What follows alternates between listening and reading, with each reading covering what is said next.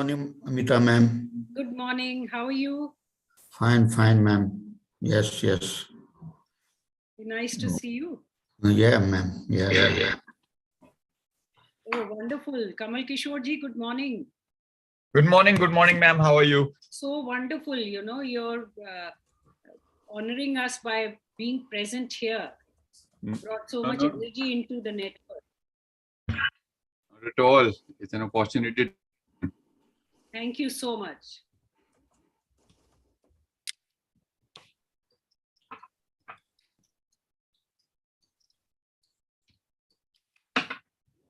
Good morning, ma'am.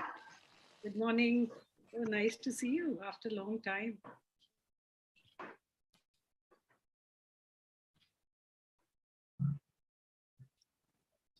With the honorable permission of Chair and keynote speaker, Professor Kyle, can we start now? Yes, of course. So a very pleasant morning to one and all present in this August gathering. On behalf of Network of Asia Pacific Schools and Institutes of Public Administration and Governance, Disaster Research Group, I, Gaurika Chok, welcome you all to the online workshop on staying prepared against nuclear disasters. This workshop is being organized in collaboration with National Disaster Management Authority, an apex body of Government of India that lays down policies on disaster management, Institute of Social Sciences, Miranda House, University of Delhi, and Delhi Transco Limited. We are extremely grateful to each of our collaborators for their wholehearted support and cooperation for organizing this workshop. To begin the workshop, we'll be starting with the inaugural session that would shed light on the Fukushima nuclear disaster crisis and preparedness options in Indian policy framework. Inaugural session of the workshop will be followed up by a technical session on safety precautions and controls in nuclear installations as per IAEA standards. It gives me immense pleasure to welcome our Honorable Chair of the inaugural session, Shri Kamal Kishore ji, Member Secretary of National Disaster Management Authority, whose work has been instrumental in the area of disaster risk reduction. I would also like to welcome our keynote speaker for today's inaugural session, Professor Kyle Cleveland, Associate Professor of Sociology. The participants are requested to please, keep your microphone on mute. I would also like to welcome our keynote speaker for today's inaugural session, Professor Kyle Cleveland, Associate Professor of Sociology, Temple University, Japan. I'm sorry, I can't hear. There's many people talking right now. Just a second. I request all the participants to please keep your microphone on mute. I think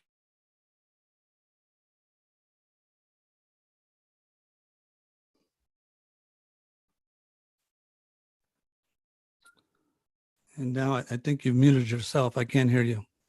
What about now? I can hear you now. Yes, Gaurika, continue. Please continue. Were you able to hear were you able to hear me previously?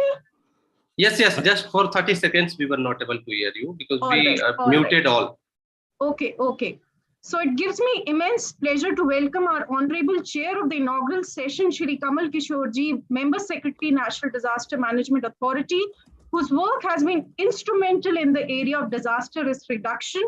I would also like to welcome our keynote speaker for today's inaugural session, Professor Kyle Cleveland, Associate Professor of Sociology, Temple University, Japan, who has extensive ethnographic experience of working in the area of Fukushima nuclear crisis. In the inaugural session, we would also like to welcome Dr. Rakhi Parijat, disaster management expert from Miranda House, University of Delhi, who would be sharing her key insights on preparedness responsibilities and training for youth during a nuclear disaster. Question and answer round will be coordinated by Shri Prasad Sankhpal from District Disaster Management Authority, Kolhapur, Maharashtra. We specially requested him to coordinate this session because the onus of preemptive action falls on the person at the ground level. Summing up and vote of thanks will be given by Professor Amita Singh, President, NAPSIPAC Disaster Research Group. Before I hand it over to our honorable chair for today's session, let me, take this honor to briefly introduce him to all of you. Shri Kamal Kishorji has worked on disaster risk reduction and recovery issues for over 22 years at the local, national, regional, and global levels. Prior to joining the National Disaster Management Authority, he worked with the United Nations Development Program for nearly 13 years in New Delhi, Geneva, and New York. At UNDP headquarters, he led global advocacy campaigns to address disaster risk reduction concerns in the UN Sustainable Development Goals and the post-2015 development agenda. As program advisor, he also led the development of disaster and climate risk management related elements of UNDP strategic plan. Previously, as UNDP's regional advisor for South and Southwest Asia, he supported more than 10 countries on a range of public policy and institutional development issues, which also advising them on the issue of appropriate risk reduction tools and methodologies. Sarah supported post-disaster recovery through strategic advice, needs assessment, program development, and coordination after major disasters in Bangladesh, India, Indonesia, Iran, Myanmar, Pakistan, the Philippines, and Sri Lanka. Prior to UNDP, he served at the Asian Disaster Preparedness Center as Director of Information and Research and Manager of the Extreme Climate Events Program covering Indonesia, Philippines, and Vietnam. I now hand it over to you, sir, to kindly chair the session and also request you to introduce our keynote speaker, Professor Clive Cleveland. Over to you, sir. Thank you very much, Gaurika, and thank you very much, Professor Amita Singh, for inviting me to this event. And I'm quite looking forward to what Professor Cleveland has to say. And thank you for all the other colleagues who are participating in this very important event. Just as a stage setter, I would like to say that of course, nuclear safety is a very, very important issue. Nuclear safety is an area of disaster risk management where our risk tolerance is close to zero. We have the examples of what happened 11 years ago in Fukushima, before that what happened in Chernobyl. And the consequences of not doing what is required are extremely devastating. So from an Indian perspective, what are some of the challenges in nuclear safety for the people who live in and around nuclear power plant sites? I just, by way of introduction, I want to put before you 5 key challenges that I see on the basis of my experience. But before I talk about those 5 challenges, I want to say that there is safety issues inside a plant. You know, how a plant run, what is the kind of design basis it has, what is the preparedness measures it has. There are preparedness issues within a nuclear power plant site, not in the reactor, but in that site. So that is something which for my purpose today, I leave that to the nuclear scientists. And I talk about what happens outside the site, what happened, for example, in Fukushima, how people were affected by it. So it is really off-site preparedness just in the adjoining area. So I see 5 challenges. The first challenge I see is that, you know, how do you keep the level of public awareness high without really creating a panic? How do you convey the kind of risk you have? You know, it's not a flood, it's not an earthquake, it's not a landslide, it's a risk which is not even visible in many ways. You know, you don't see radioactivity. So how do you keep the level of public awareness without creating any panic? How do you organize, you know, for example, in India, we are required to do once in 2 year mock exercises for offsite preparedness. How do you simulate in a realistic enough fashion without creating chaos and panic? So I think that's one big challenge. The second challenge is that a lot of the preparedness for this has to be in the health sector outside of the nuclear power plant sites. How do we prepare them for dealing with the health effects of emergency if it occurs? Especially in locations, many of our power plants are located in areas which we term as aspirational districts, where the development indicators are not high. Even regular health services are wanting. In such a situation, how do you prepare your health systems to respond to the health effects of a nuclear emergency? The third is that at the local administration level, the turnover of people. So, for example, if you make the district collector an incident commander for managing nuclear emergency, offsite emergency, district collectors, the turnover is very high. How do you make sure that the administration is always up to speed, depending on whoever is posted there? So I think that's number 3. How do you keep the whole administration agile? If you have a plan to evacuate people, how do you make sure that you have standing agreements with transporters who would provide buses, etc.? Make sure that the connectivity systems are in place. So that's the third one. How do you deal with high rate of turnover and keep the local administration prepared? The fourth challenge is that a lot of the times I feel that our scientists and our administrators, they have very different risk language.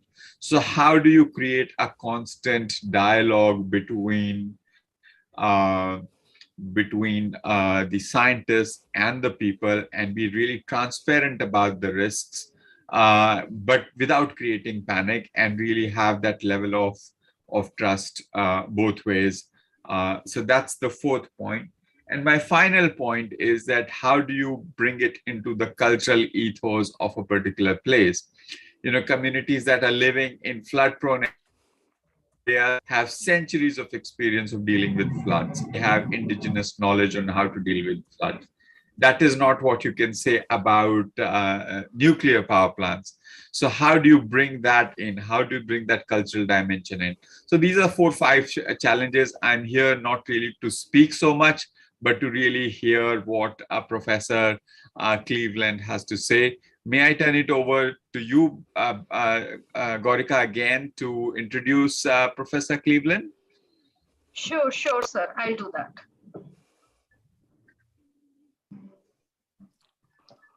So it gives me immense pleasure to welcome Professor Kyle Cleveland, who is the co-director of Temple of University Japan's Institute of Contemporary Asian Studies and is Associate Professor of Sociology at Temple University, Japan. As the founding director of the university's Institute of Contemporary Japan Studies, he organized Temple University Japan's Pacific Rim Lecture Series and was the founding director of the Next Frame International Film Festival. Dr. Cleveland is the director of Temple University Japan's Summer Institute in Studies of Japanese Popular Culture, and through the Wakai Project organizes a series of events and symposium in which students from various universities, scholars, activists, and media collaborate to address how globalization is affecting youth culture in Japan. Associate Professor Cleveland research interests focus on Japanese popular culture and ethnic identity in relation to globalization and social changes in contemporary Japan. I now hand over the virtual stage to Professor Kyle Cleveland. Over to you, Professor Kyle.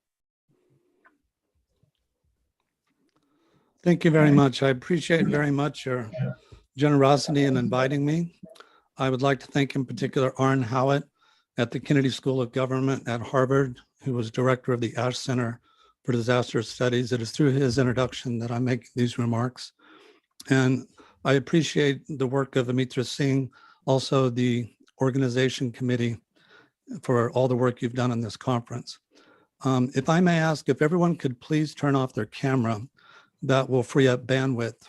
And I worry because I have a rather large presentation to go through here. So I will be speaking here for the better part of 45 minutes. My perspective on this is to try to provide a narrative that will give a sense of some of the issues through quite specific information instead of speaking in the abstract. When we go in the Q&A, perhaps we can get to that. Before I proceed any further, just to make sure, can you hear me okay? Yes, Professor. Yes, we can hear. Okay. Okay, so I published a number of works on this, most recently in June of this year through University of Pennsylvania Press, this book, Legacy of Fukushima. This has 19 authors, including Japanese, foreign scholars, disaster studies scholars. And in addition to that, I've done a few other works that relate to some of the issues that I'll be addressing today. And maybe to start with, it's important to provide context for these disasters. The Tohoku disasters in 2011 were a very unusual alignment of events. You had the largest earthquake in the history of Japan. This was a 9.0 earthquake that was not only the largest in Japan, but the fourth largest in the history of the world. It tilted the earth on its axis and actually moved the entire country several meters westward. This was followed by a historic tsunami that peaked at almost 38 meters and killed close to 20,000 people. And then after that, you had not one, but 3 nuclear meltdowns. This is just the most implausible alignment of events.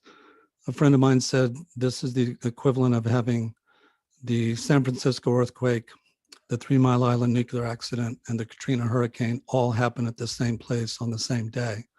So it was a historic event, and altogether the Tohoku disasters are the most expensive disasters in world history, and they certainly have had a profound impact upon Japan.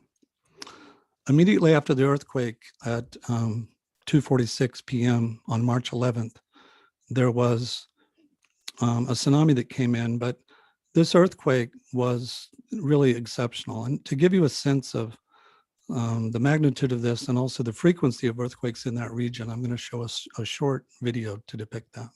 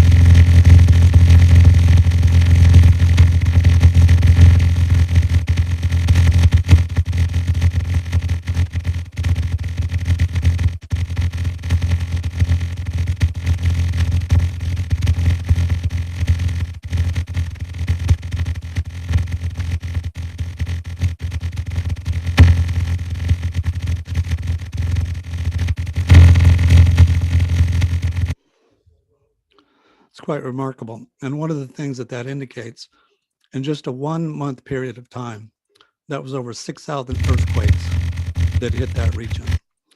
And if you were to look closely, a number of those earthquakes were really of very high magnitude. If you can see it on this chart here, this gives some indication of that, of the historic earthquakes that have hit that region.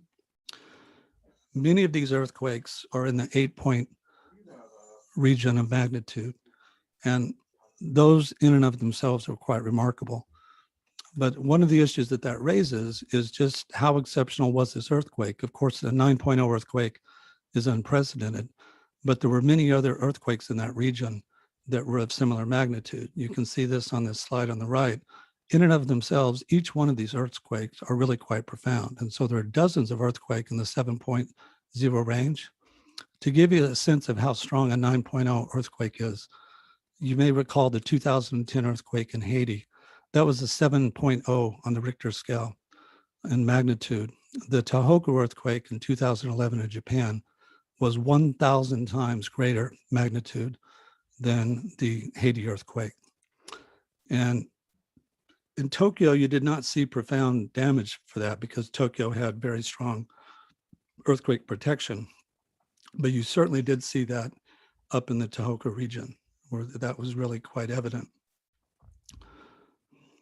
That immediately precipitated this very profound tsunami that peaked out at about 38 meters. That's well over 100 feet. That would cover the entire top of a 4-story building. And if you know anything about tsunamis, this is not a wave that's coming in. The entire ocean comes in at this level. And in some cases, there were entire towns that were just entirely washed out to sea. This hit the nuclear power plant in Daiichi, a 6-reactor facility. 4 of these reactors were affected, and they were completely inundated with this tsunami as it came in.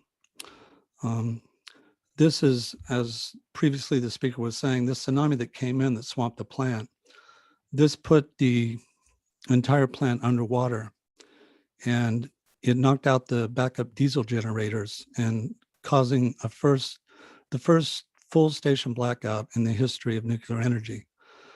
Now, one of the controversies surrounding this is whether or not this could have been anticipated. And eventually, through court cases, 2 vice presidents of TEPCO, the utility that ran the plant, were convicted of not heeding the warnings that TEPCO themselves had discussed about whether or not this was sufficient. They had a tsunami wall that was at about 8 meters, and the tsunami came in at about 15 meters, and that put the entire plant underwater. So as a result of that, this caused a total station blackout. This had never happened in the history of nuclear energy. And one of the issues that previously was being discussed is that this was considered what's called a beyond design basis accident, meaning this is not something that they think that they could have ever anticipated.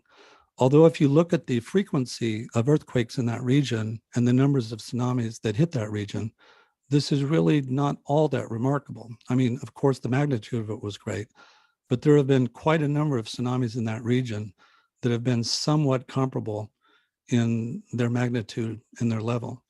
Here you can see on the left, the bottom left, this is an article by Mark Ramsauer showing the number of earthquakes and the tsunamis that had come in. And several of those tsunamis are almost identical in height to the 2011 tsunami, which really begs the question of whether or not this could have been anticipated. This was the first total station blackout in nuclear, in the history of nuclear energy, but it was not an earthquake or a tsunami that was really unprecedented in that region. And that raises the question of whether or not they really should have been more properly prepared for this. So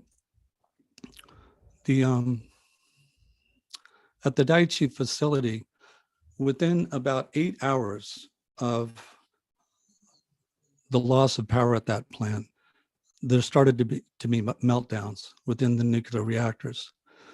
These are rather archaic nuclear reactors. They date back to the 1960s. These reactors were designed by several different companies. These were basically technology transfer that came from the United States. The reactor designs were by General Electric. They're called Mark I nuclear reactors. These are still operating around the world and in Japan, but they are really not very modern reactors. So what happened here is that with the loss of power within just a few hours, the reactors started melting down. If you know anything about nuclear energy, these nuclear rods, these fuel assemblies have pellets in them with refined uranium or some other fissile material. And the cladding that covers those bundles of energy is zirconium. Zirconium melts at about 4,000 degrees centigrade. And within just 8 hours, that happened, and the entire reactors started to melt down. Eventually, 3 of the 4 buildings exploded, but there was also a meltdown in reactor unit number 2. And so this was probably second in terms of magnitude to Chernobyl.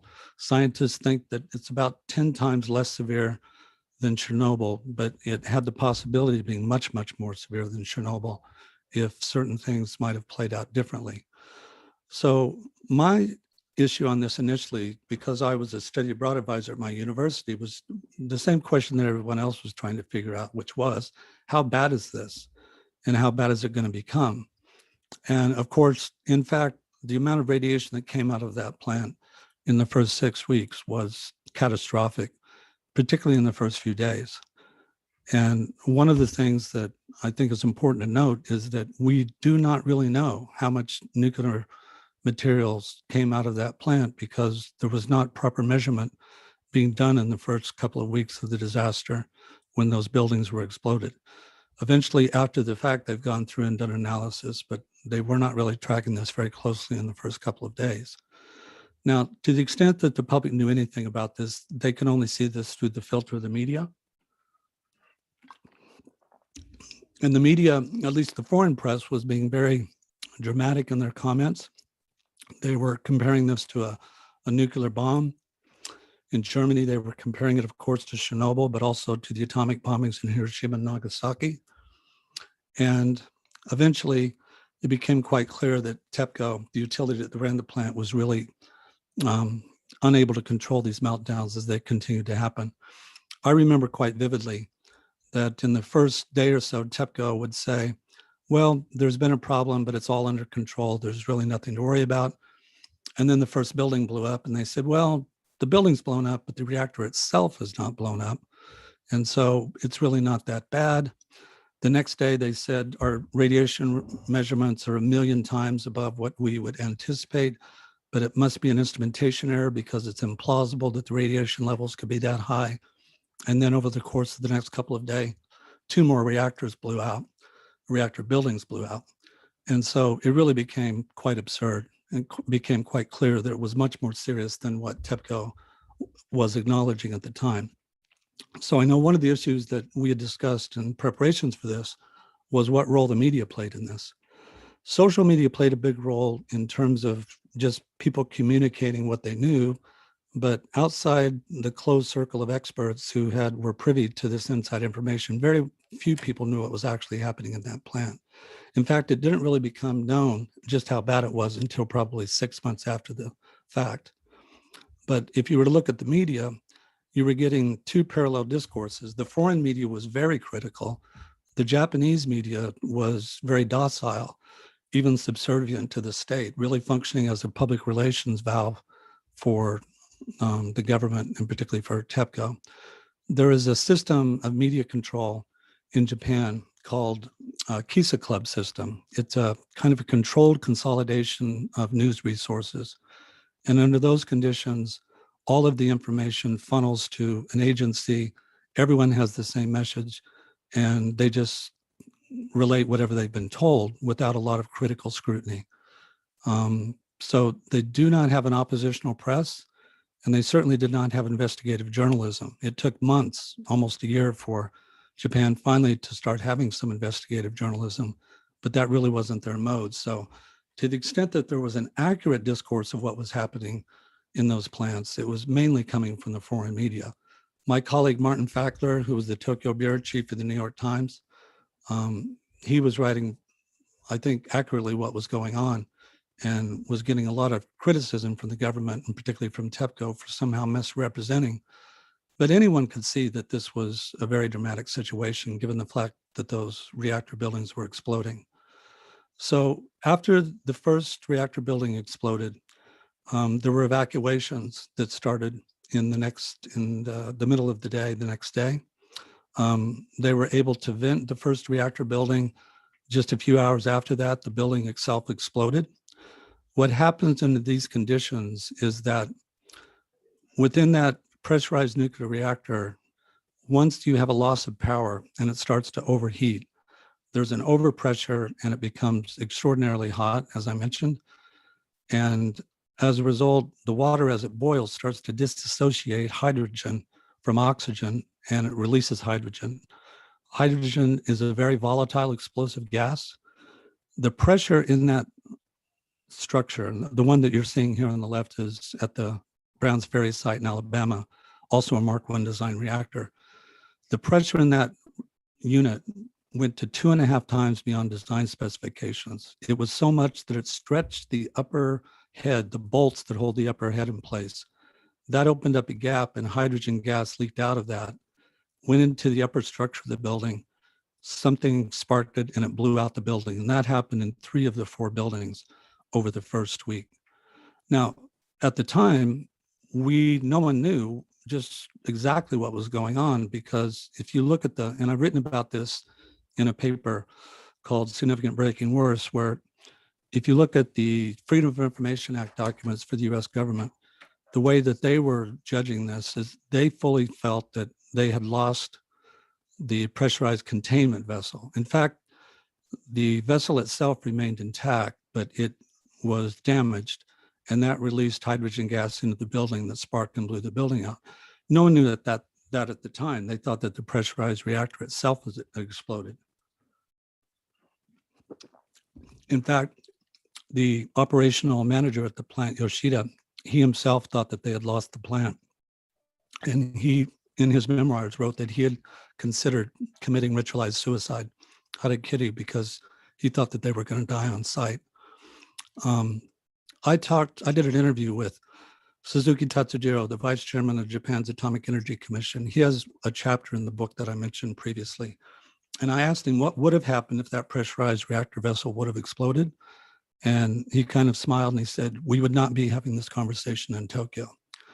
So that was a possibility. And it was a possibility not only with 1 unit, but with 3 units, because 3 of those 4 units had meltdowns in which the outer structure exploded.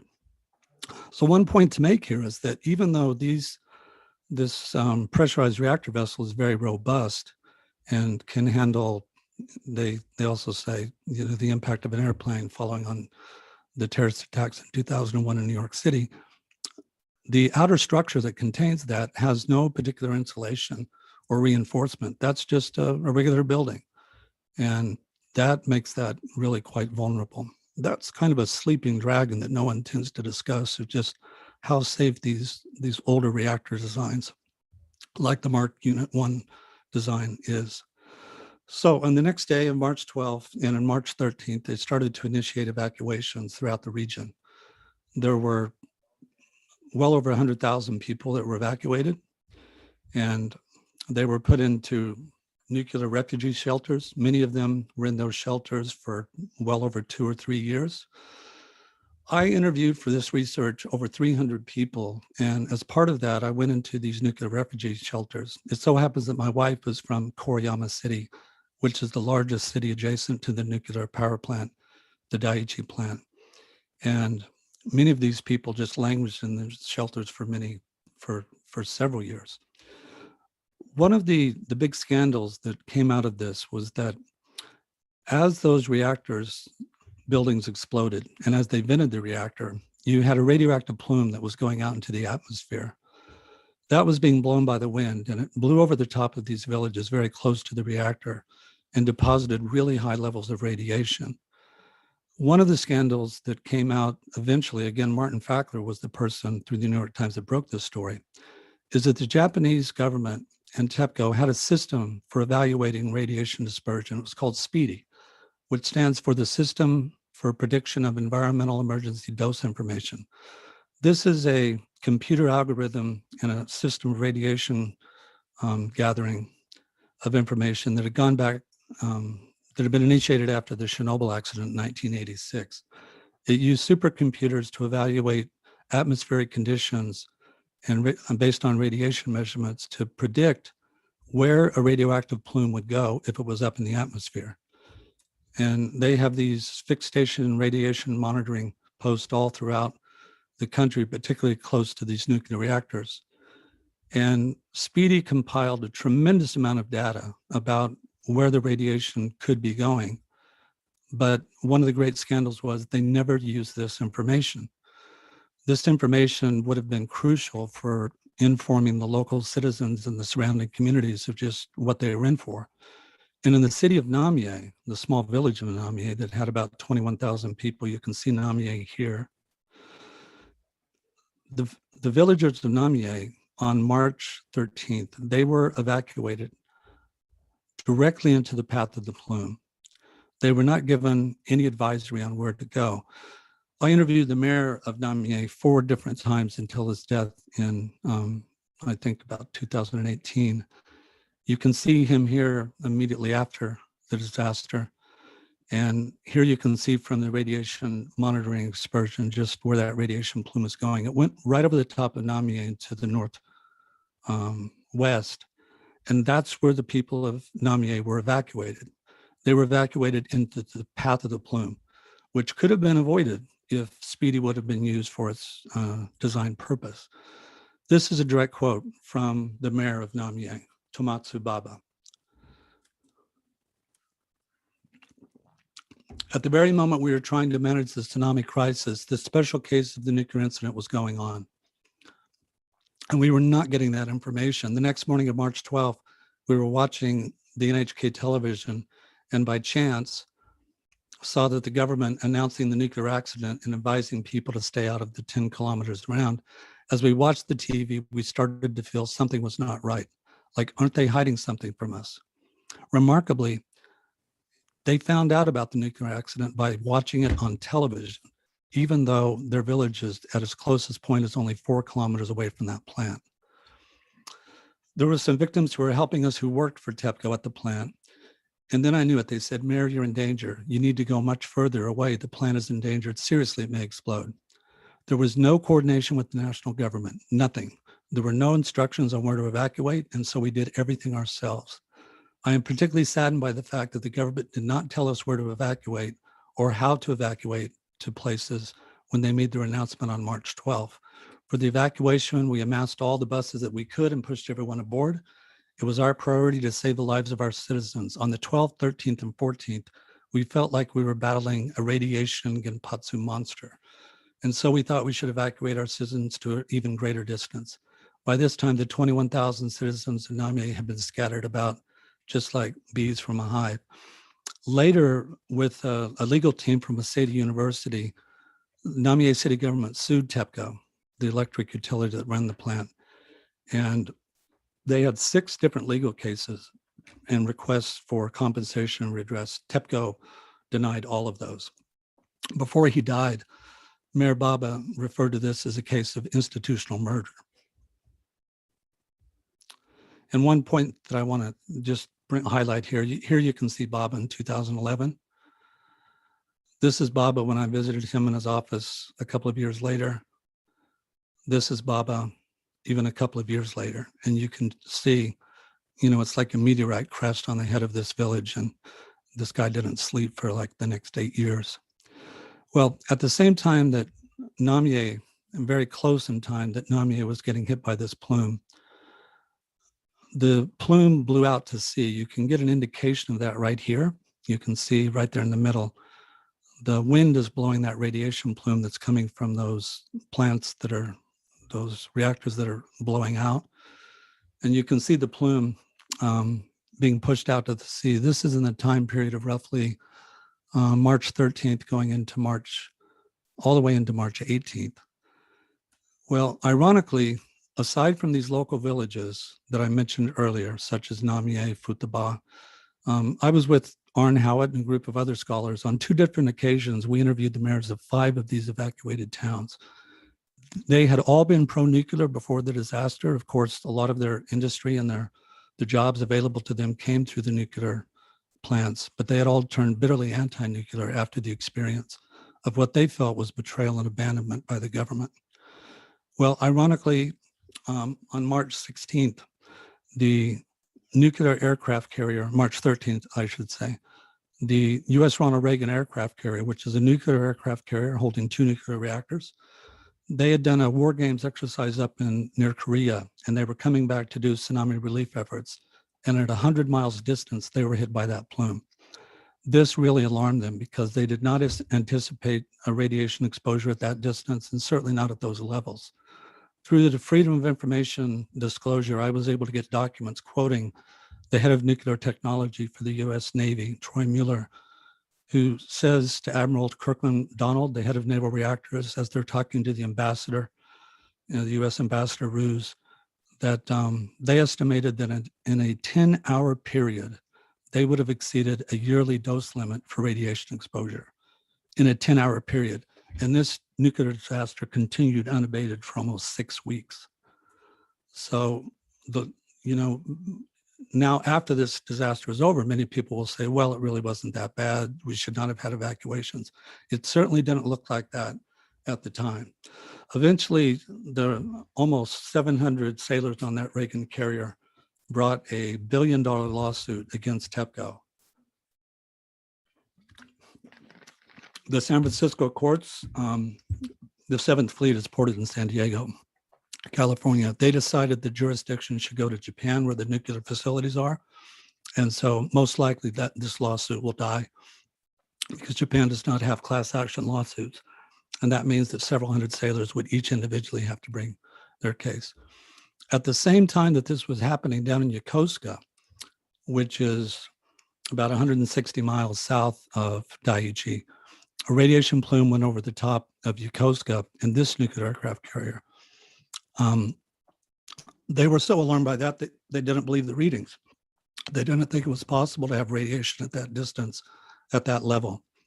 And that initiated the US government to get involved in this in a very big way. So I guess one of the unique things about my research is to show the real politics of the situation in which the US government, particularly through the US military, that has some 60 military bases in Japan, how actively involved they were in the disaster management of this, working with Japan's self-defense forces and eventually coordinating with the Japanese government.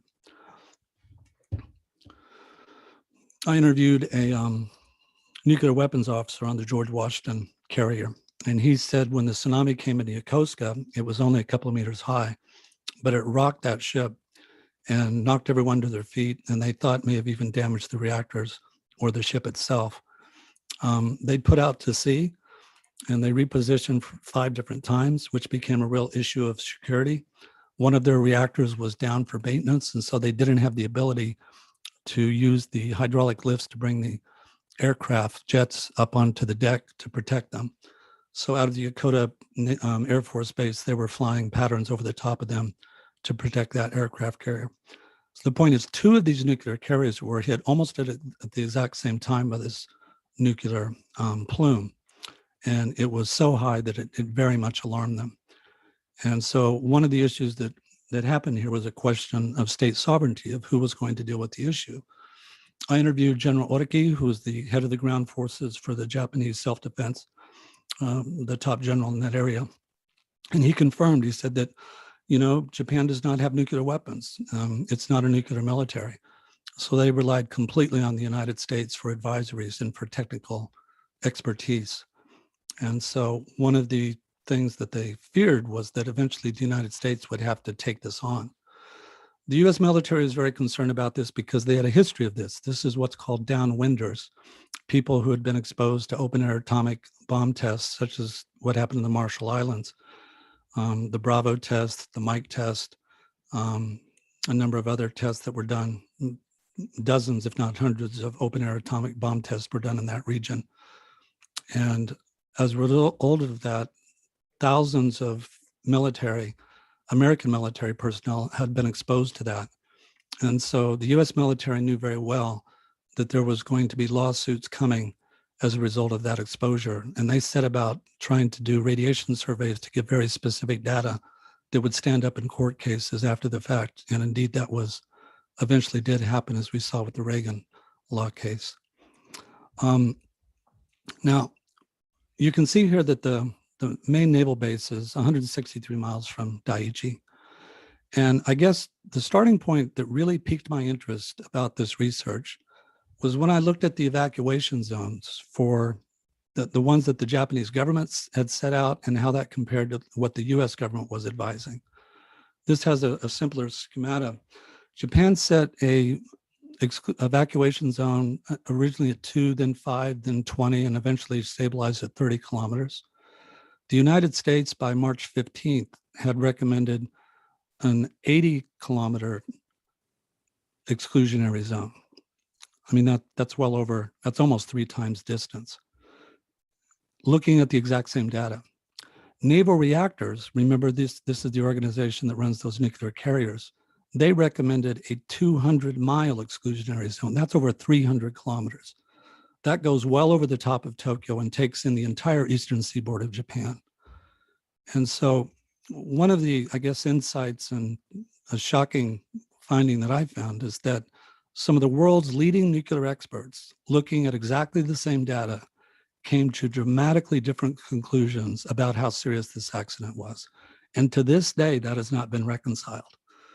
Within these organizations, you have people who have PhDs in radiation physics, people whose entire career have been involved with nuclear assessment, and looking at all this data, they came to dramatically different conclusions.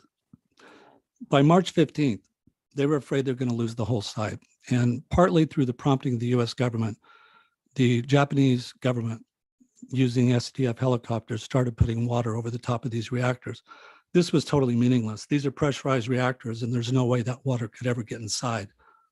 In order to overcome that negative pressure, they would have to have highly pressurized water being pumped in through valves using diesel generators, which they did not have initially and didn't get to until many days later. Yoshida, the plant manager, as this was happening, as he was interviewed later about this, he referred to this as cicada piss. He was very angry because he felt like this diverted them from more meaningful tasks of trying to recover power within the plant. But it does indicate just how alarmed they were. Part of this was kind of a performance, a media show, because they were trying to show people that the military and the government was doing something proactively to take this on. Up to this time, they had just been simply reactive, and they were always behind the curve on this. This was the first proactive move that they had. And on March 15th, probably the most dramatic event of that early days was that unit number 4, the reactor building, blew out. It exploded. And at the time, they thought that they had had a meltdown within this reactor. In fact, the fuel had been extracted, and it wasn't really an issue of the pressurized containment vessel itself, but rather the spent fuel pool. Each one of these reactors has a spent fuel pool that's connected to it. So after a couple of years of operation, they moved the largely depleted fuel into these pools. They're about 50 feet square, about 20 feet deep, and they will hold those in those pools for several years. They're so hot that it takes up to 3 years for these to cool down to the point where they'll move them off site. But in many cases, they have as many as 2, 3, even 5 reactor cores in the pressure in the spent fuel pool. Well, when that building blew out, they thought that they had lost that spent fuel pool. And if you look on the right, that's unit number 4. It's hard to believe that, in fact, that pool stayed intact. Every indication they had is that they had lost that integrity of that pool. And what that would have meant is that all of these fuel bundles would have become uncovered and they would have melted down. This really alarmed them. The Global Hawk Zone drone went over the top of the building. You can see fires breaking out in that. Of course, it's impossible for a fire to break out into a pool of water. That indicated that they thought it was dry.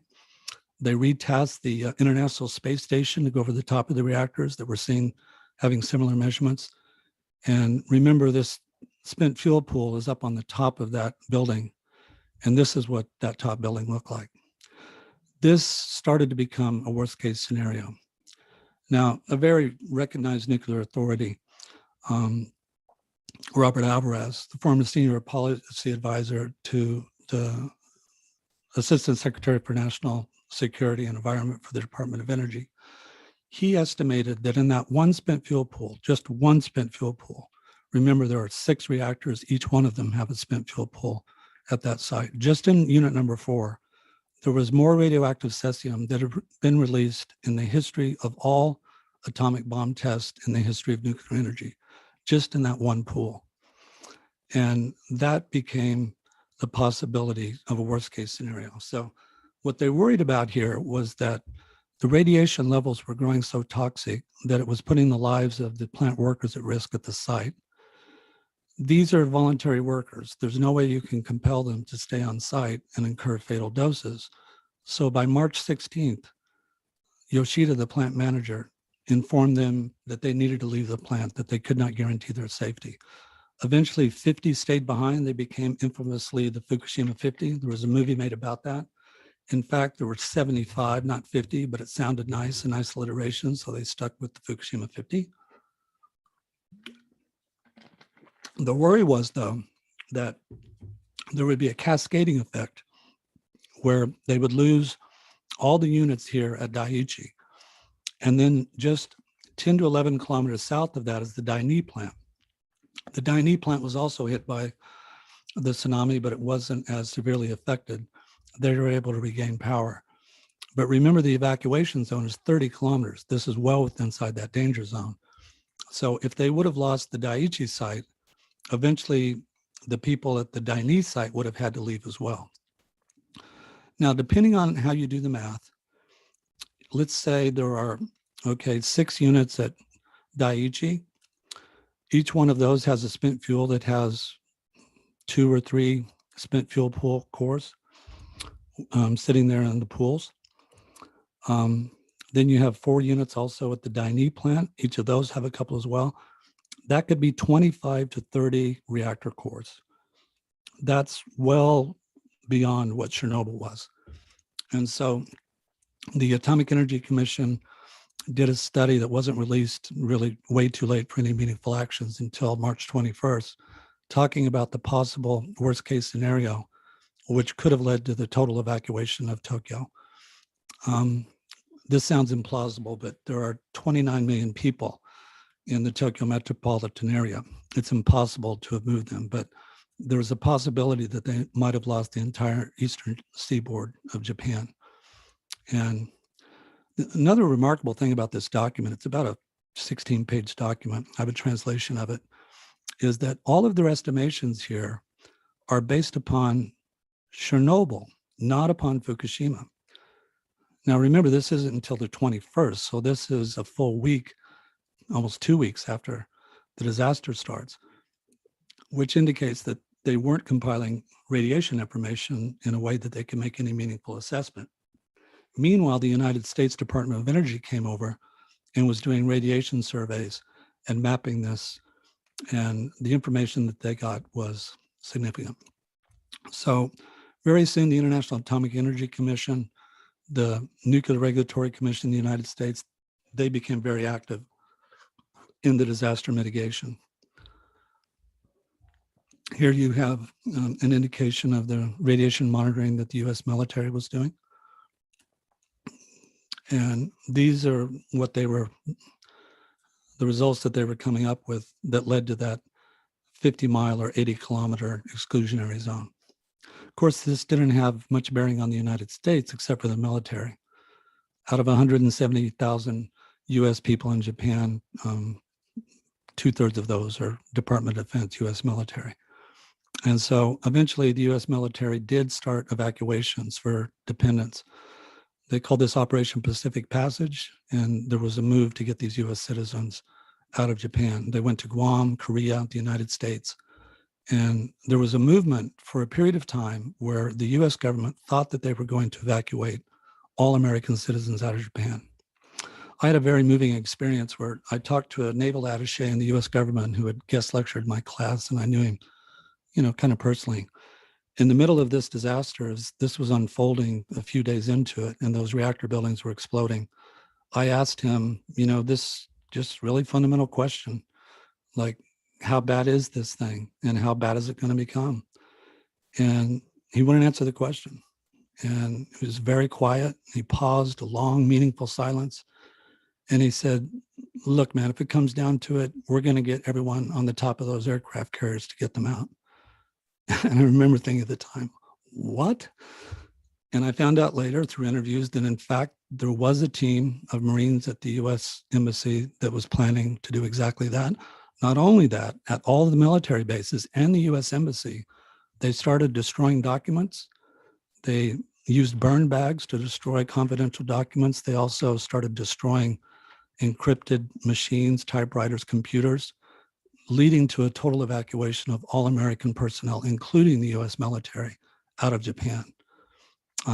If anyone's interested, I can point you to some public available information where after talking to Obama, they had made a decision that they were in fact going to leave Japan.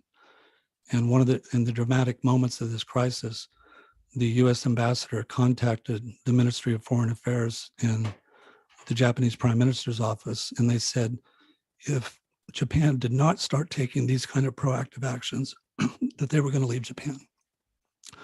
And that changed the dynamic in which the US military, in coordination with the SDF, started taking meaningful actions.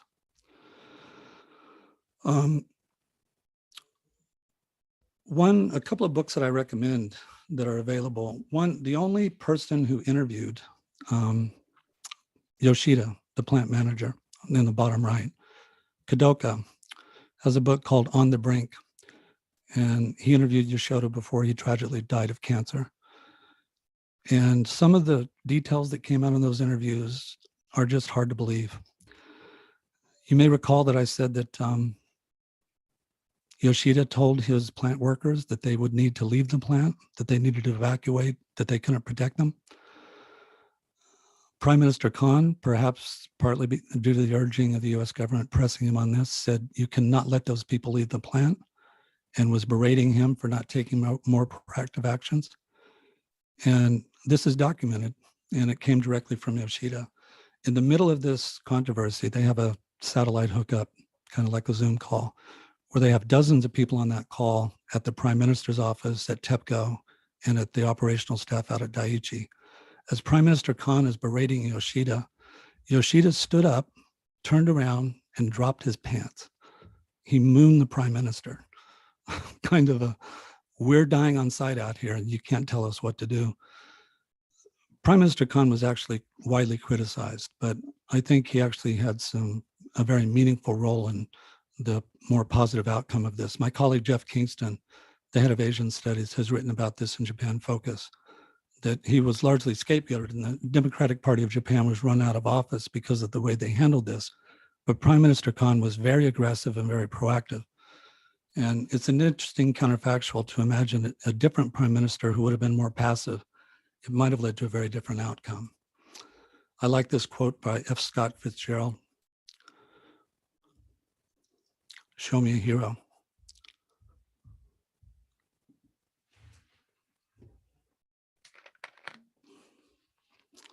And I'll write a tragedy. Yoshida died from cancer. So there's a lot of other issues to get into, and I do have quite a bit more to say, but this might be a good time to pause and to start to take some questions, and maybe I could address any confusion that I may have brought with all this minutia. And if there are any issues that I have not appropriately addressed, I'd be happy to answer those now. Thank you, Professor Kyle, for such an interesting and wonderful presentation and for sharing your key insights on the Fukushima nuclear disaster.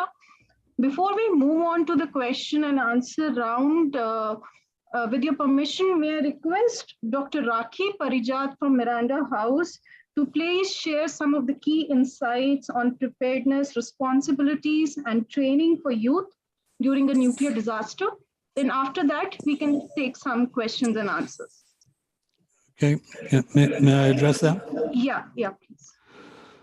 Well, I'm a little cautious and hesitant on how to quite characterize these details, because it's easy to cast blame. It's easy to make invidious judgments on the people involved in the disaster management because it was dysfunctional. And there's no doubt about that. And that's something that the Prime Minister's office, official report, independent reports, everyone acknowledges by now, that they really did not do a very good job at this. Arguably, maybe it's impossible of a disaster at this scale to coordinate the activities of all these different organizations. Consider Katrina hurricane, for instance. You had the federal government, the state government, the local mayor, and none of them were able to coordinate that. And that left the city of New Orleans vulnerable to that hurricane. In the case of Fukushima, you had the prime minister's office, the prefectural governors, the mayors of the local towns. And then in addition to that, you had the utility TEPCO. And on top of that, you had various, stakeholders associated with this. All of these people would have had to effectively coordinate their activities to have been able to address this very effectively. Here's a flow chart that shows on the left how the coordination of these various organizations worked, how they should have worked on the right and how they did in extremis. And you could see they're very dysfunctional. I mentioned that I interviewed Suzuki Tatsujiro, who's now in a research institute in Nagasaki. He said that as the media was interviewing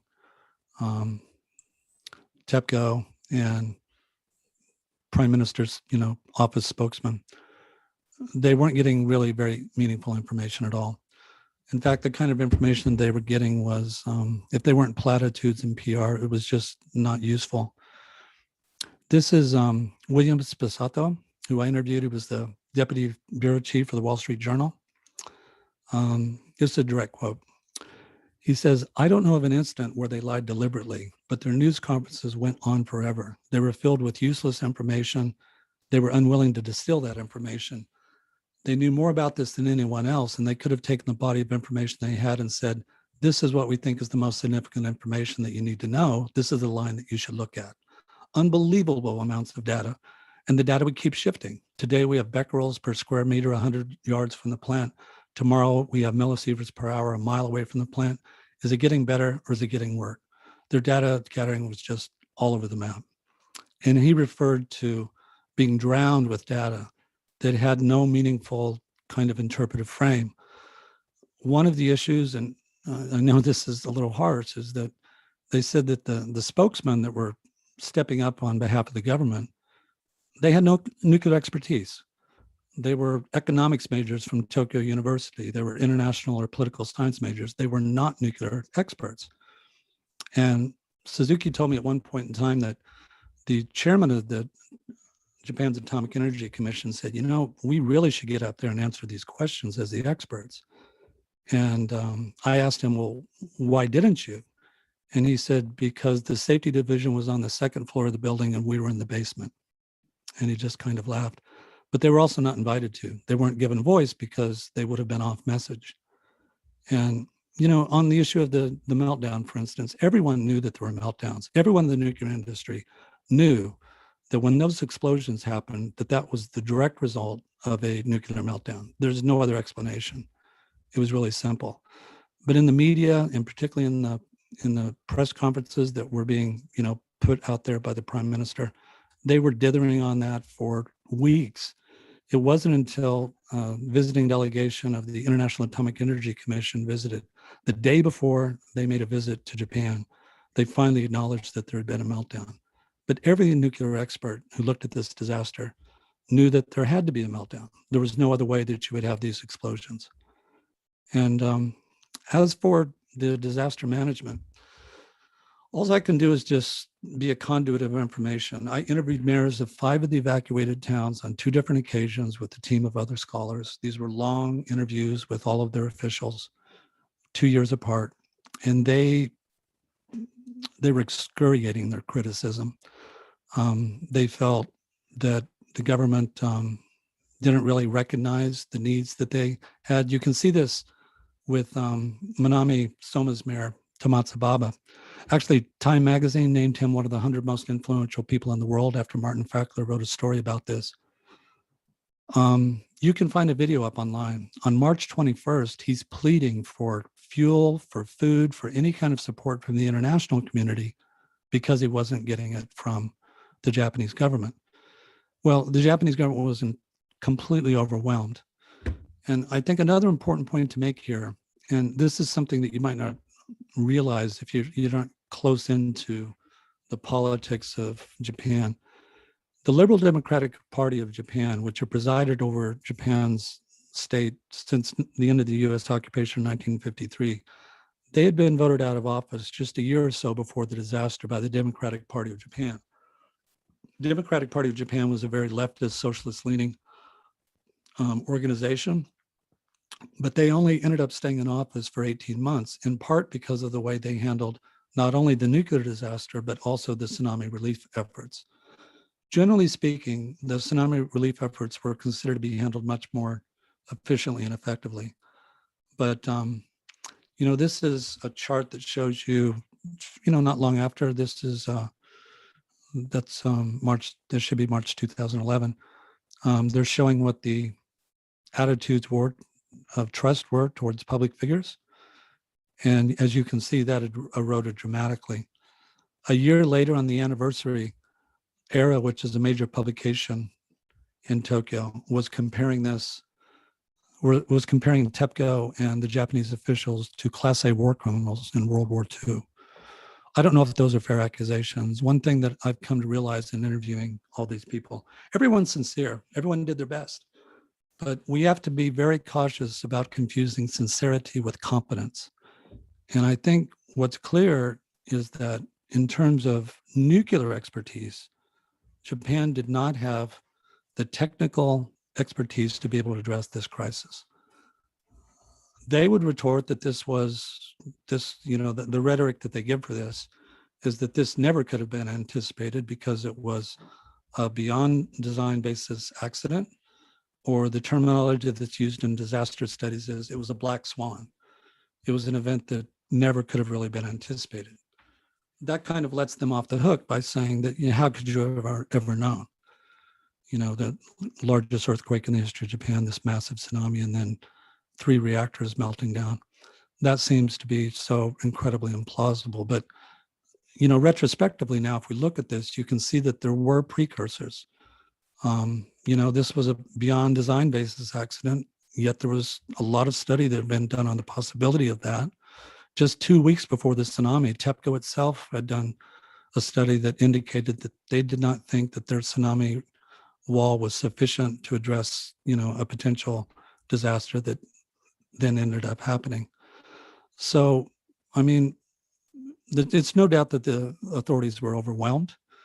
I think it's important to recognize just how lacking they were in expertise related to a nuclear disaster. And one of the lessons learned from this is the role that the military plays in a nuclear disaster in a state that has both commercial nuclear energy and nuclear weapons. And I think that's something that India should think about, because if there is a major nuclear disaster in India, the military will be involved, even if the commercial nuclear energy opposes that, which is what happened in Fukushima. And it wasn't because, they particularly wanted to, it's because they're the only people that had the expertise. I think that's a very important lesson learned. The Nuclear Regulatory Commission, the International Atomic Energy Commission, the International Committee for Radiological Protection, every nuclear organization in the world has done lessons learned about this. And the lessons learned, universally, they recognize that they weren't really prepared. But then, they're unknown needs. You don't know until you faced it. There's a canard in disaster studies: you're only prepared for the last disaster. And I think that's what happened in Fukushima.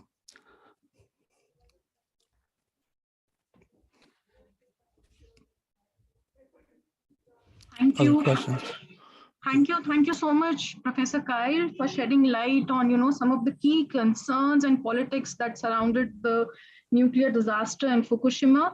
Before we take some questions, with your permission, may I request Dr. Rakhi Parijat from Miranda House to please share her key understanding on preparedness, responsibilities, and training for youth during the nuclear disaster. Thank you, Gaurika. Am I audible? Yes, you're audible. So good morning to the distinguished speakers, experts, visionaries, students. I think it's a great honor for me to be part of, the dais and share the dais with Professor Cleveland and Kamol Kishorji. I think I learned a lot, and I can say it a bit of scares me also, because it's a completely new dimension for all of us. But nevertheless, And on behalf of my entire college fraternity, faculty members and students, I also take opportunity and make a humble submission to NDRG and its head, Professor Amita Singh, for giving us this opportunity and make their institutional partners. I mean, it's really wonderful, and thank you for that. And also introducing us to a yet new dimension of nuclear disaster, which we are, of course, not yet talking about it. No, we do talk about natural and certain man-made disaster, but nuclear is never in our vocabulary. So as far as I see from the point of view of preparedness and the culture of preparedness, which has to come within this society, which has to start with the youth itself. And I come from that space of the institutional space where I've got this opportunity to interact with the young people and think about how to create a safe environment. Now, we all know that we are in an interconnected world, and the happenings which are going on all around us, constantly, the news which is around us. So we do have, we have witnessed, if not a nuclear threat of that kind, but at least radiological mishappenings and misadventure, very much near our neighborhood in the Delhi University area. So we really can't say that, if the lives do matter to all of us, and we have to be ready for all these emergencies. The only thing is that it is in our distant thoughts. It is yet not there in front of us. It's not, we are still not visualizing it as Mr. Kamal Kishore talked about it. So from the point of view of the offsite emergency and the preparedness, now through the COVID experience, we've already seen that many things which we consider trivial or insignificant, they are important for us, because we have to learn the life skills. That's very important for all of us. And now when I, over the years, through my understanding of the community perception studies and disaster preparedness, I've always seen that there is a constant feeling within the civil society that disasters are state subject, and the community only plays a role of being vulnerable and always have an urge to seek help. So, and from government or any response agency. So how do we tackle with that? Now, even in educational institutions, for that matter, when we see around us that where we are challenged by our own attitudes and how we take the cognition of the risk which we have. We all know that we are living in a risky environment. There is no concept of risk-free environment, but there is a huge disconnect between education and reality. Somewhere it is not coming together. And therefore, our education doesn't really inspire us or inspire any confidence in us to deal with such matter. So often there is a realization that we are not able to visualize the risk and cannot really practice situational awareness, which is much required in this case too. So like all of the previous experiences, I feel that we should, we should involve the youth so that it becomes a dinner table discussion and also a community engagement tool, so that such kind of disasters, which only seem to be somewhere very far off from us, but yet it's always there. It's always lurking in the corners. So, so what we need to do is that these experiences cannot be taught to the students, but definitely we can value these experiences, as we have learned from Professor Kyle, that how the community strengths and the way they cope up can be used to build stories of resilience rather than vulnerability. Stories of which can change from victimhood to being survivors and responders. So with this understanding, we at Miranda House would like to support such initiatives, to learn from all of you. And my major interest and my other faculty members, is so that our students become life coaches and work in the mutual interest of the society. So over time, we have tried to map many of the risks, conducted workshops, conducted many outreach programs, but we also have to deal with the nuclear urgencies.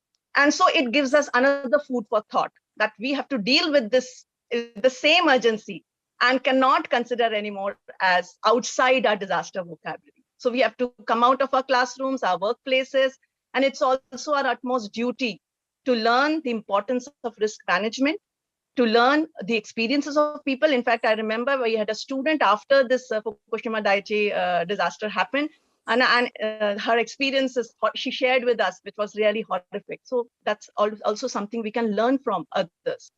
So we really need to have a paradigm shift from a non-serious, casual attitude to being more partners and becoming human capital for our government and institutions, to have a collective mobilization for this cause, and also at the same time look for employable skills. Why not, if we can combine both of them? So we really pledge to be your knowledge partners, and thank you for all your efforts, and thanks to Professor Kyle and Kamal Kishore for their insights. Thank you so much. Thank you. Thank you very much, Dr. Rakhi Parijat, for highlighting the role of community and youth on how to, build resilience for disaster management. So with this, please, Professor Kyle, you want to say something?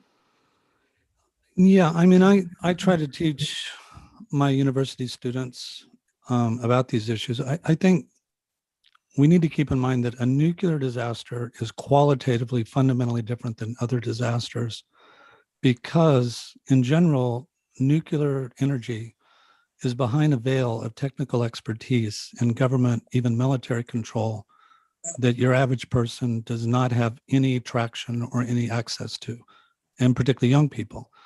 So in terms of decision-making, young people are disenfranchised of that in part by their status and age.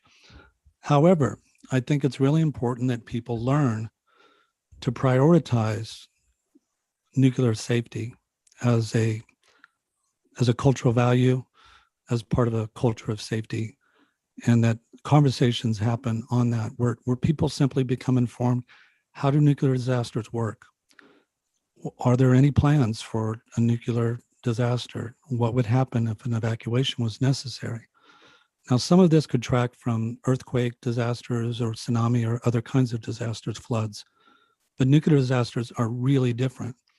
And one of the things that I found in my research is that, the media was kind of a chattering class of people at a distance that they didn't have any idea what was going on. It took months before that became more meaningful. So in extremis, during the moment when that happened, most people were just closed out of any meaningful decision-making.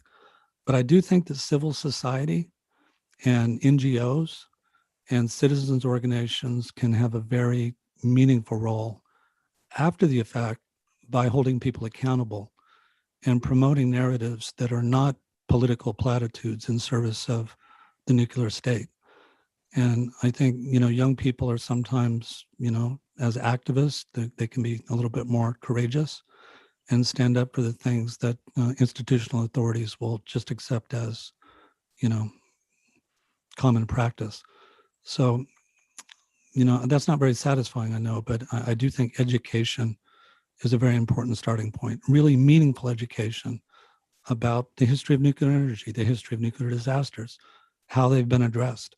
And that opens a whole set of questions that are really non-issues until those become part of a public discourse. Thank you. Thank you so much, Professor Kyle, for sharing this important insight and for this such a wonderful and meaningful presentation. Shri Kamal Kishore ji had to leave for an important meeting, but he will just join us in a few minutes. May I now request Shri Prasad Sangpal, key community person from District Disaster Management Authority, Kolhapur, Maharashtra, to please coordinate the question and answer round. Thank you, Gaurika. Thank you, Chair Honorable Kamal Kishore sir, Honorable Dr. Amita, and Professor Cleveland. Really, this was a great opportunity for me also. Though I'm working with District Disaster Management Authority at district level, we supposed to work in many kind of man-made and natural disasters on forefront, on the ground. So this is a great opportunity. Now, I would like to take this opportunity to request all the participants, whoever wants to raise some questions or queries to Professor Cleveland. So, first of all, I would request you to all, we have to think in mind that we are out of time little bit. So, very few questions will be welcome. So if anybody wants to ask a question to Professor Cleveland, then please go ahead.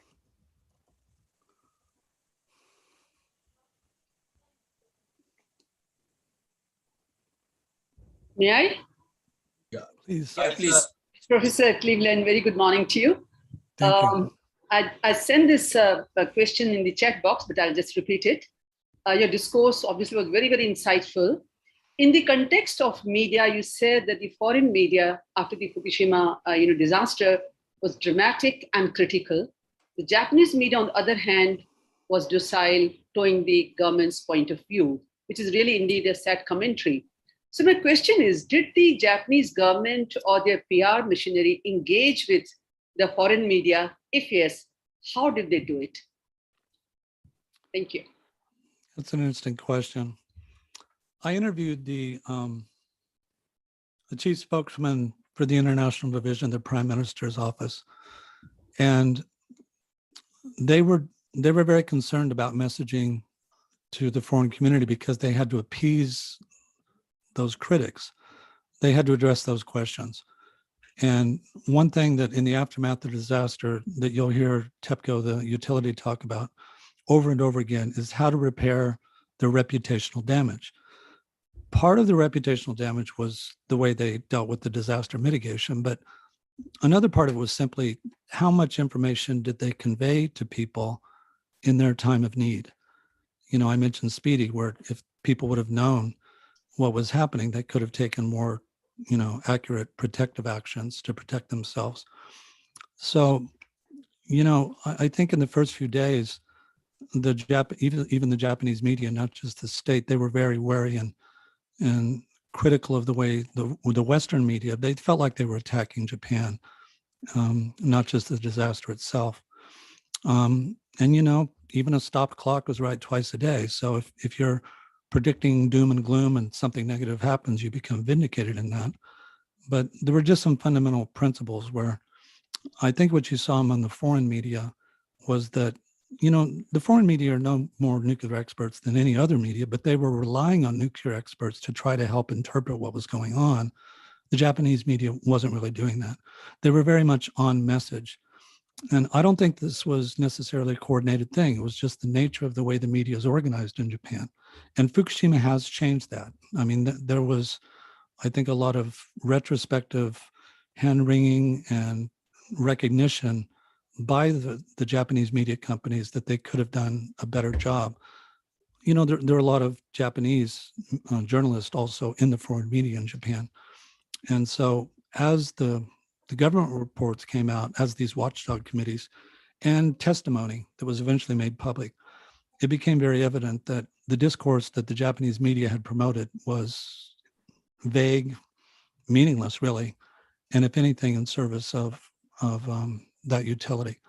I think it's important to make distinctions between the government, the media, the utility, and then, local stakeholders. And these are all different. You can't say Japan, who you're talking about in particular. So there were some media, as in any country, are known for being more conservative. The Asahi Media Company had started a watchdog initiative after Fukushima. And, there were very controversial things developed as their narrative started to become public because they were bringing forward things like the worst case scenario. No one knew about a serious discussion about the possible evacuation of Tokyo until practically a year after this had happened, when those information became public. This was also, keep in mind, this was the first nuclear disaster in the internet age. And so I don't think you can say the media had a particular discourse. The media said everything. They were all over the map. I mean, any possible narrative that you could conceive was out there in the media. The mainstream media tends to vet that, and it runs through, a kind of processing before it's made public. Social media was, there's a distinction between the noise and the signal. There's a lot of noise in social media, but it meant that people were trying to have a conversation and they were really seeking that information. So one lesson to be learned is how to integrate social media as part of a social management response. That was something that did not exist at the time of the Fukushima disaster. And that's not something that you do at the moment. You know, in the middle of a crisis is not the time to build those systems. So that's something that young people can be very much involved in because they live on social media. You know, that's the world they inhabit and that's the way they process information.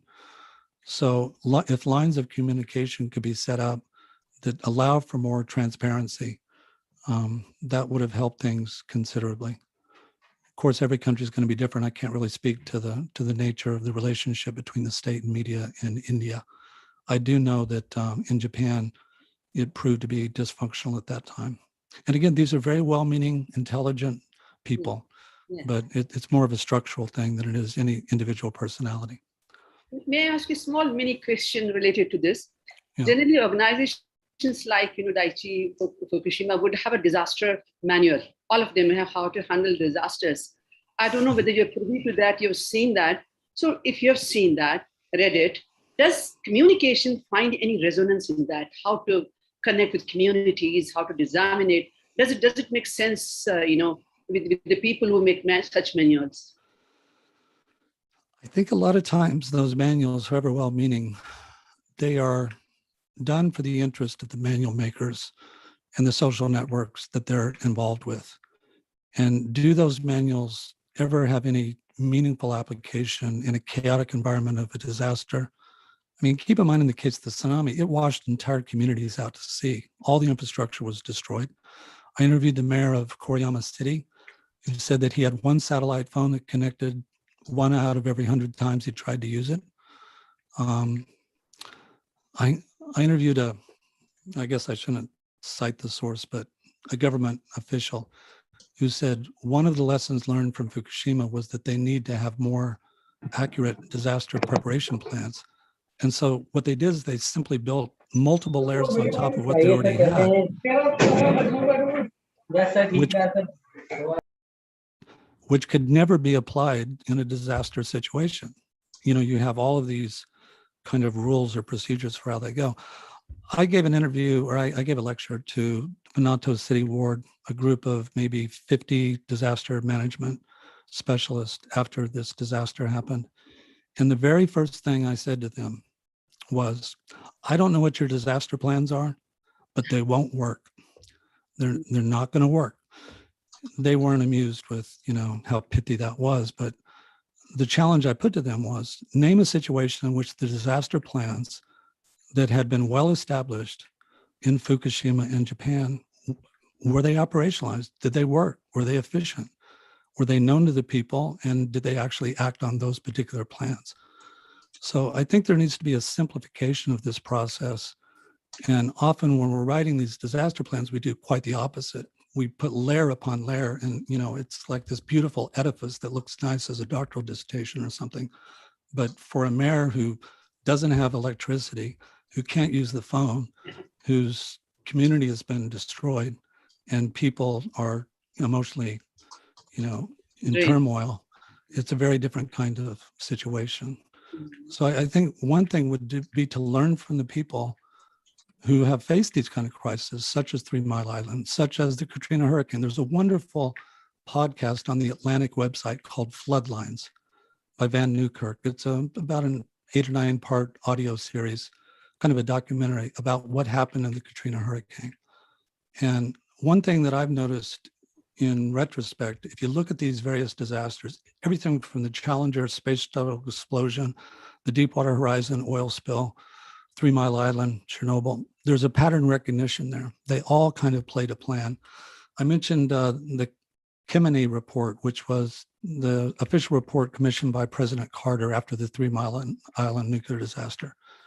And in the executive part of that, which is kind of a preface to a much longer report, they go through the media coverage and some of the issues. And if you replaced Harrisburg, Pennsylvania with Fukushima, and TEPCO with the Duke Power Company, and 3 Mile Island with Daiichi, it's exactly the same. And 3 Mile Island happened in 1979. So there's plenty of lessons to be learned from that. But the main point I'm trying to say is an idealized edifice of an academic version of a disaster plan is not actionable in the case of a disaster. You need something that's going to be, much more efficient and simple, and that people, they know their roles and they know how to act. And in every situation that I talked to, people they were kind of stunned by a feeling that they were prepared, but then in the situation, they just couldn't manage it. And I mean, maybe it's in some cases, this is almost beyond human control, but I think we need to be very self-critical and challenge our own assumptions, to have, what the Catholic Church used to call the devil's advocate, to scrutinize our idealized assumptions of what we think will work and learn from past accidents and disasters of what did and did not work and why. Thank you so much. Kyle, sir, I'm Himanshu from NDTV. You are able to hear me? Yes, thank you. You just said that the Japanese media was dysfunctional during the Fukushima crisis. The question that I have is, what kind of disaster communication systems were functional during this crisis?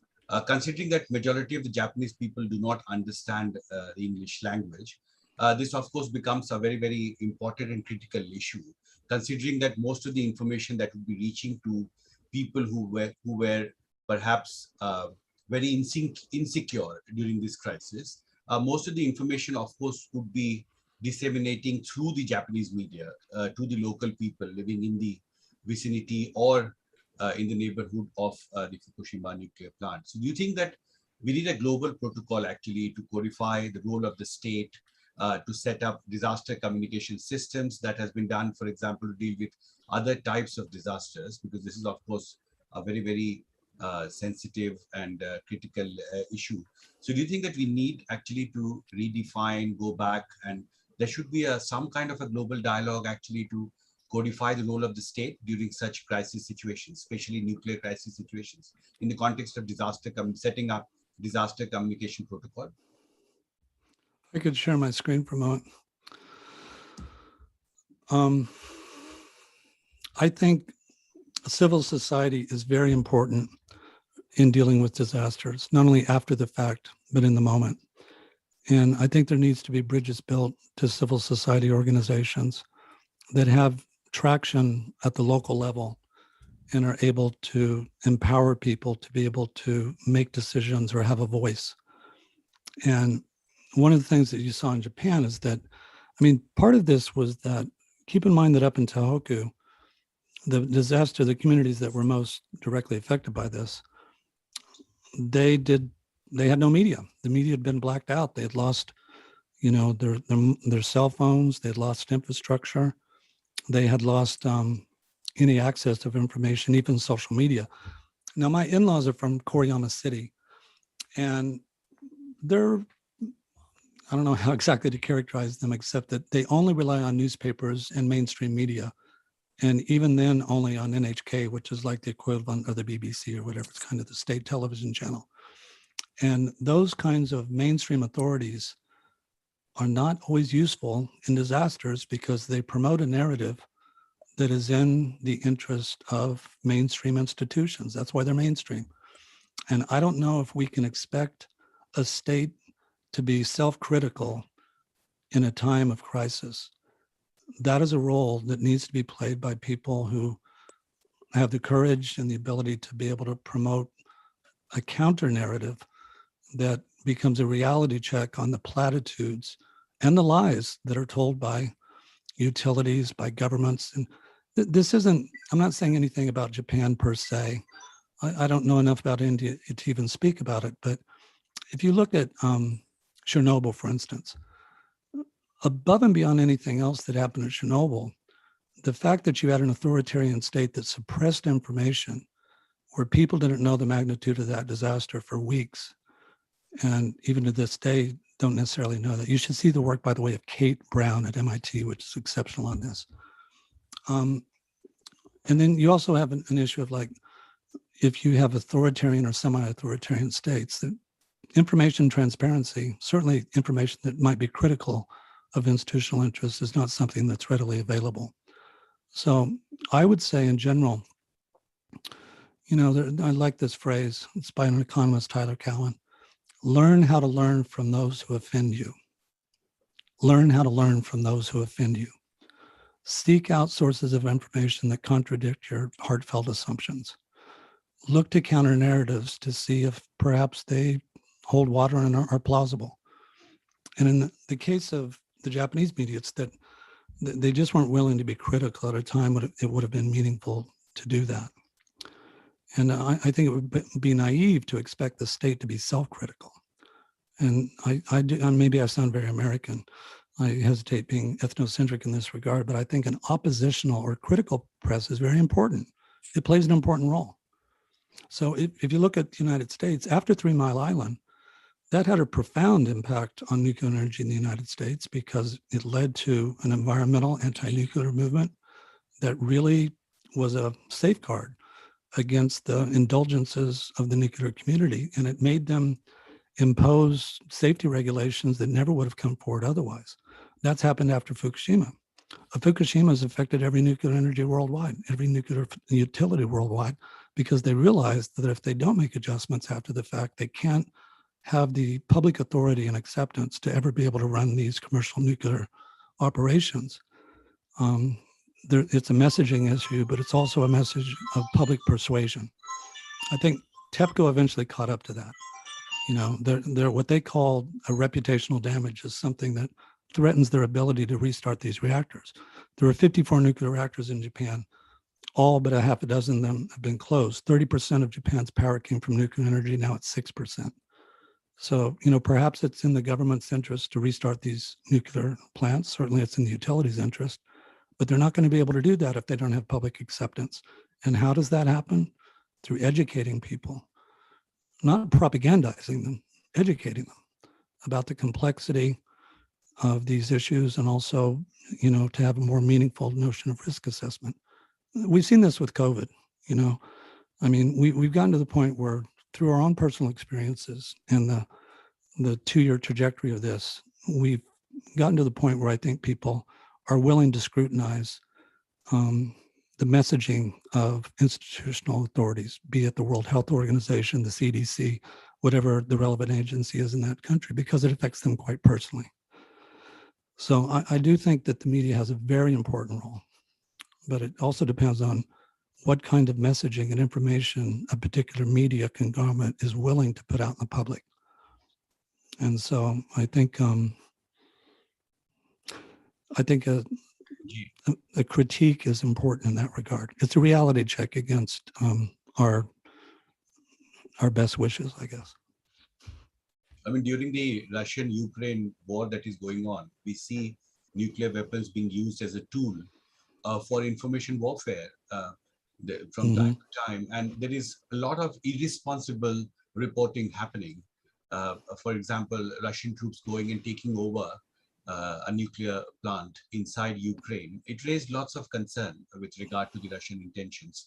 And I think the absence of this protocol or this making the state responsible for its conduct and making how we can protect people from such kind of information warfare, especially during such crises that we see in Ukraine and Russia. It is very clear that, as you said, that difficult for a state to be self-critical. It's at display now. And Russian media is increasingly using the possibility of a nuclear weapon usage as an information warfare. We see that happening in the last 1 month. You're worried about how all this is being panned out during the war reporting on the Russian-Ukraine war? Well, as an American, to see the way the media covered the Iraq war certainly gives us some sobering lessons to learn. I tend to think that, I mean, myself, as I consume media, I try to work both ends against the middle. I try to, you know, I try to find media that is, if not exactly academic, is more established and not so outrageous. But I think it's important to consume a wide variety of information because that gives you context and to be able to map the variation and kind of the range of discourses instead of relying on a single discourse that's going on. We've seen that in Russia, apparently, that there's not a whole lot of competing media discourses where people can, counterbalance what a particular agency is saying. And without that information, it's a different world. So the more information, the better. That would help. And that also gets down, we were talking about young people earlier. That's also teaching young people how to scrutinize messaging and information. And that's very important.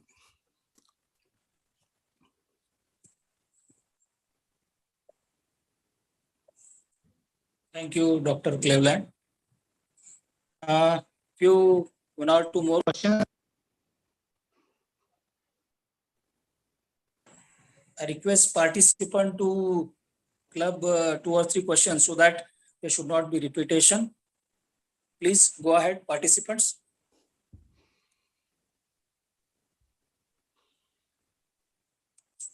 Can I ask a question till the participants Yeah. may bring their facts together? Yes, ma'am.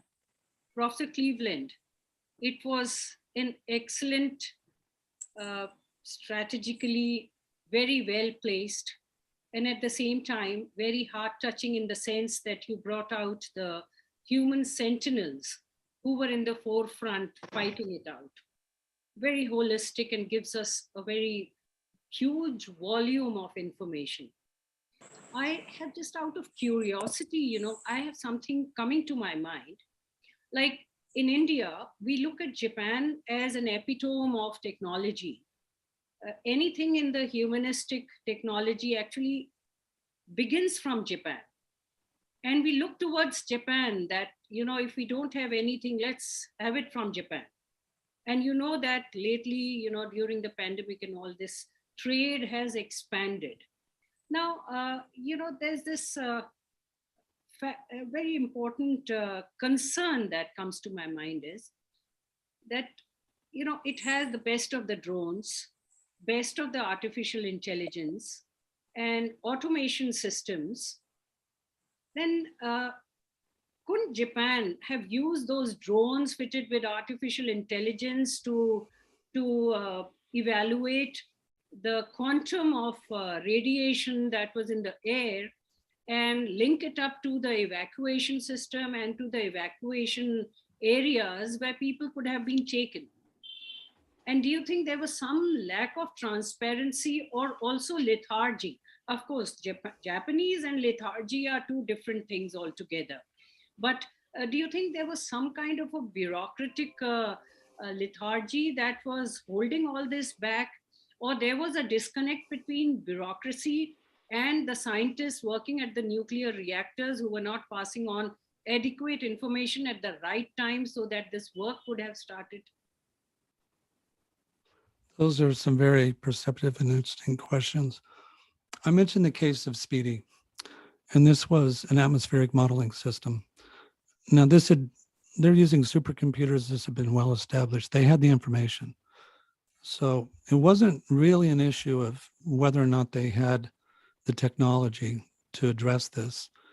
It's that they didn't use the technology. So this sounds implausible, but I interviewed Ryu Hayano, who is the chairman of the Department of Physics at Tokyo University.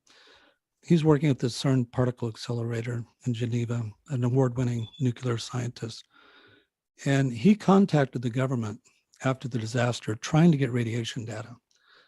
And he contacted the Prime Minister's office, and the agency that deals with radiation assessment there is called MEXT. And he said, hey, can you send me the data from SPEEDY so I can do some analysis? He had the senpai, a former student at the Lawrence Livermore Labs in California, who could do this using their supercomputers. And Prime Minister, or the minister in charge of MEXT, that's responsible for radiation exposure, he did not even know what SPEEDY was. He didn't even know it existed. And he contacted his people and said, oh, yeah, we have SPEEDY, but we're not using it. Well, why did they not use it? They didn't use it because they couldn't be absolutely 100% certain that their recommendations would be accurate. And so, in a manner of speaking, they didn't want to own the legal implications of having something that after the fact could be analyzed as maybe have been erroneous. They simply didn't use the information. I mentioned Meher Baba. Meher Baba told me that he had a computer that was spewing out speedy data continuously, just reams and reams of data. And they had no way to process it. They had all this information, but they didn't have any technical expertise. They also had potassium iodine. He had a supply of that. He never distributed it because that has to be done under a doctor's guidance. And that put people at risk because that can lead to thyroid cancers without using that. I mentioned this case. This came itself from the Daiichi plant. And Ryu Hayano, the chair of the Department of Physics, told me about this. They had pre-programmed into the phone service the numbers of all the mayors of the local villages around, and they tried to send this data out. Now, if you look at the timeline of this, this is within hours after, this is early in the morning, before the evacuations the next day, before the plant blew. So they're getting all this radiation data. They sent it by fax to all the local authorities, but they had not input the numbers properly, and the fax never went out. They never received the data. I interviewed Horst Miske, who was a German nuclear expert who was at the German embassy. And he kind of laughingly said that, now this is a direct quote from him. He said, Japanese authorities are like Prussians. Their authority stands on their word, and they're never going to put themselves out there and say something that they could possibly be contradicted in after the fact. If they can't get absolute certainty that what they're going to say is accurate, they just won't say anything at all. Okay, so lessons learned. After all this has happened, there's been a tremendous amount. There's been legal cases. There's been information. Do you know what the Japanese government did? They've stopped speeding. They've stopped using it altogether because of the political fallout and the possibility that they could be wrong again. Instead of learning lessons and having a more refined system, which could be developed. I mean, there are various organizations around the world that coordinate these things. They just gave up on it altogether. And not only that, they removed some of the radiation survey data that was up online because they said, people can't understand it. We don't want to scare them. So I think this is one of the interesting things about this disaster, because you would think that of all countries in the world, Japan would be more technologically proficient and prepared for this than anyone else. But in fact, other cultural factors, institutional factors, they worked against that. And so simply having that technology didn't really help. They had robots that go into the building. The radiation's so high, it kills the robots. They still can't get into unit number 1 reactor. So it's, a lot of the assumptions, this is one of the interesting things about this disaster. A lot of the assumptions that we had about Japan, the most functionally, highly organized culture perhaps in the world, highly educated, technologically sophisticated. If they're found lacking in this situation, what about other states that don't have these resources? Japan had the resources, they could not effectively use them because the inability to coordinate all of these different organizational entities to be able to coordinate their actions together. And that's the weak, and it's human error in a manner of speaking, not being able to use this stuff efficiently. And that's a matter of bureaucratic organization, not of technology. Thank you.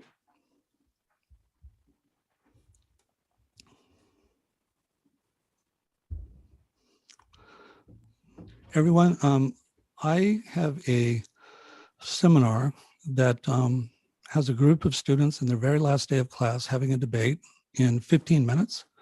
So I'm sorry, I'm going to have to leave you at 3:30, or what my time is about 15 minutes from now. So I would have time to address maybe 2 or 3 more questions. Sure.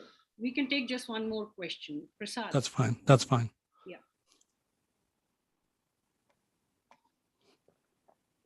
Prasad, you can go ahead.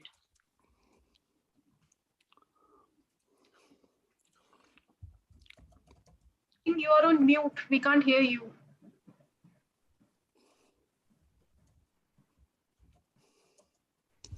No, still not audible.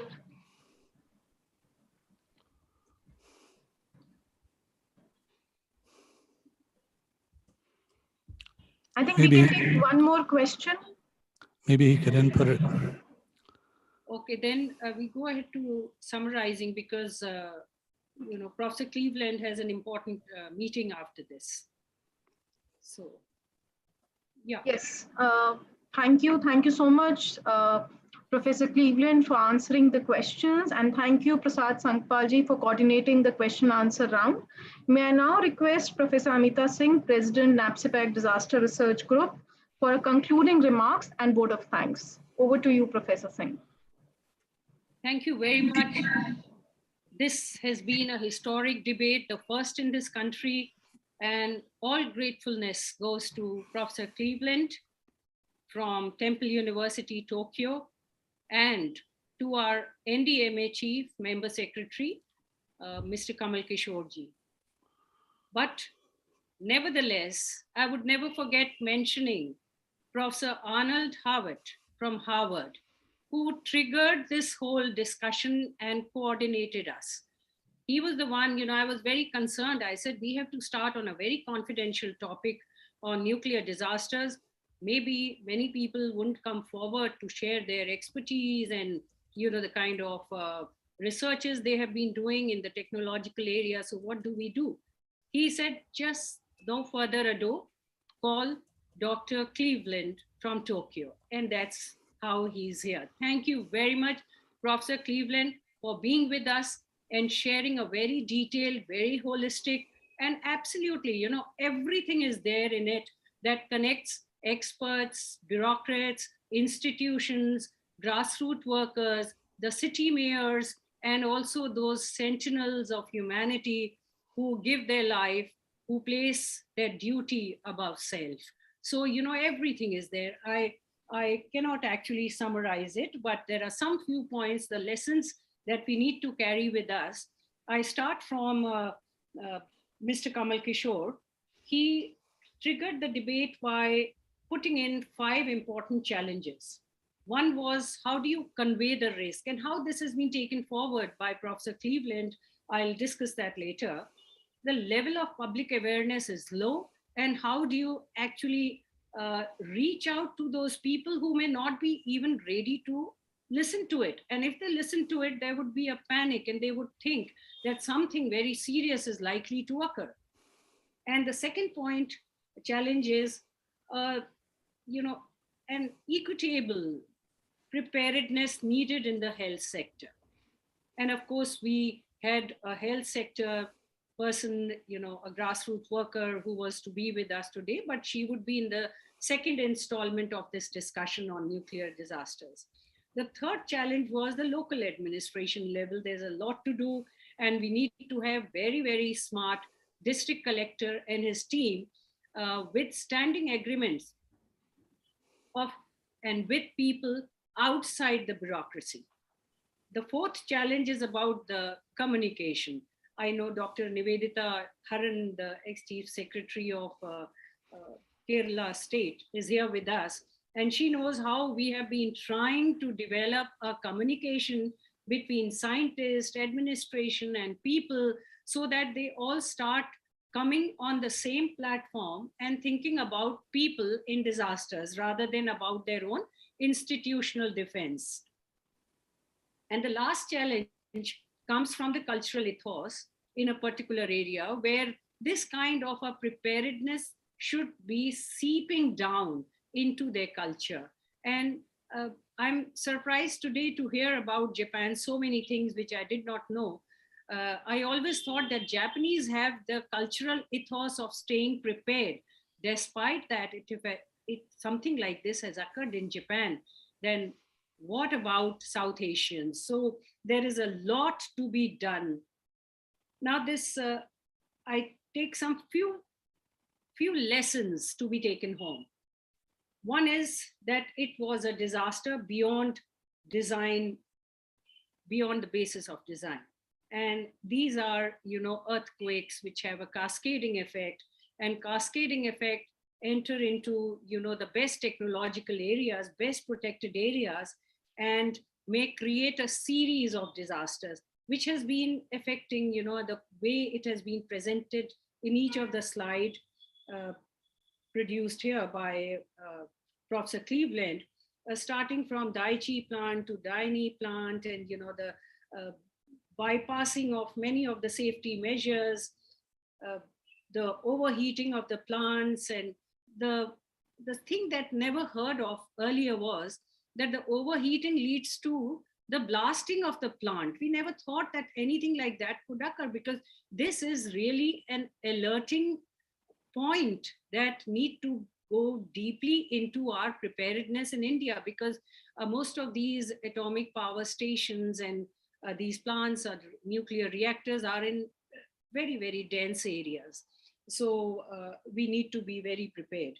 And then, one very important thing that has been mentioned here,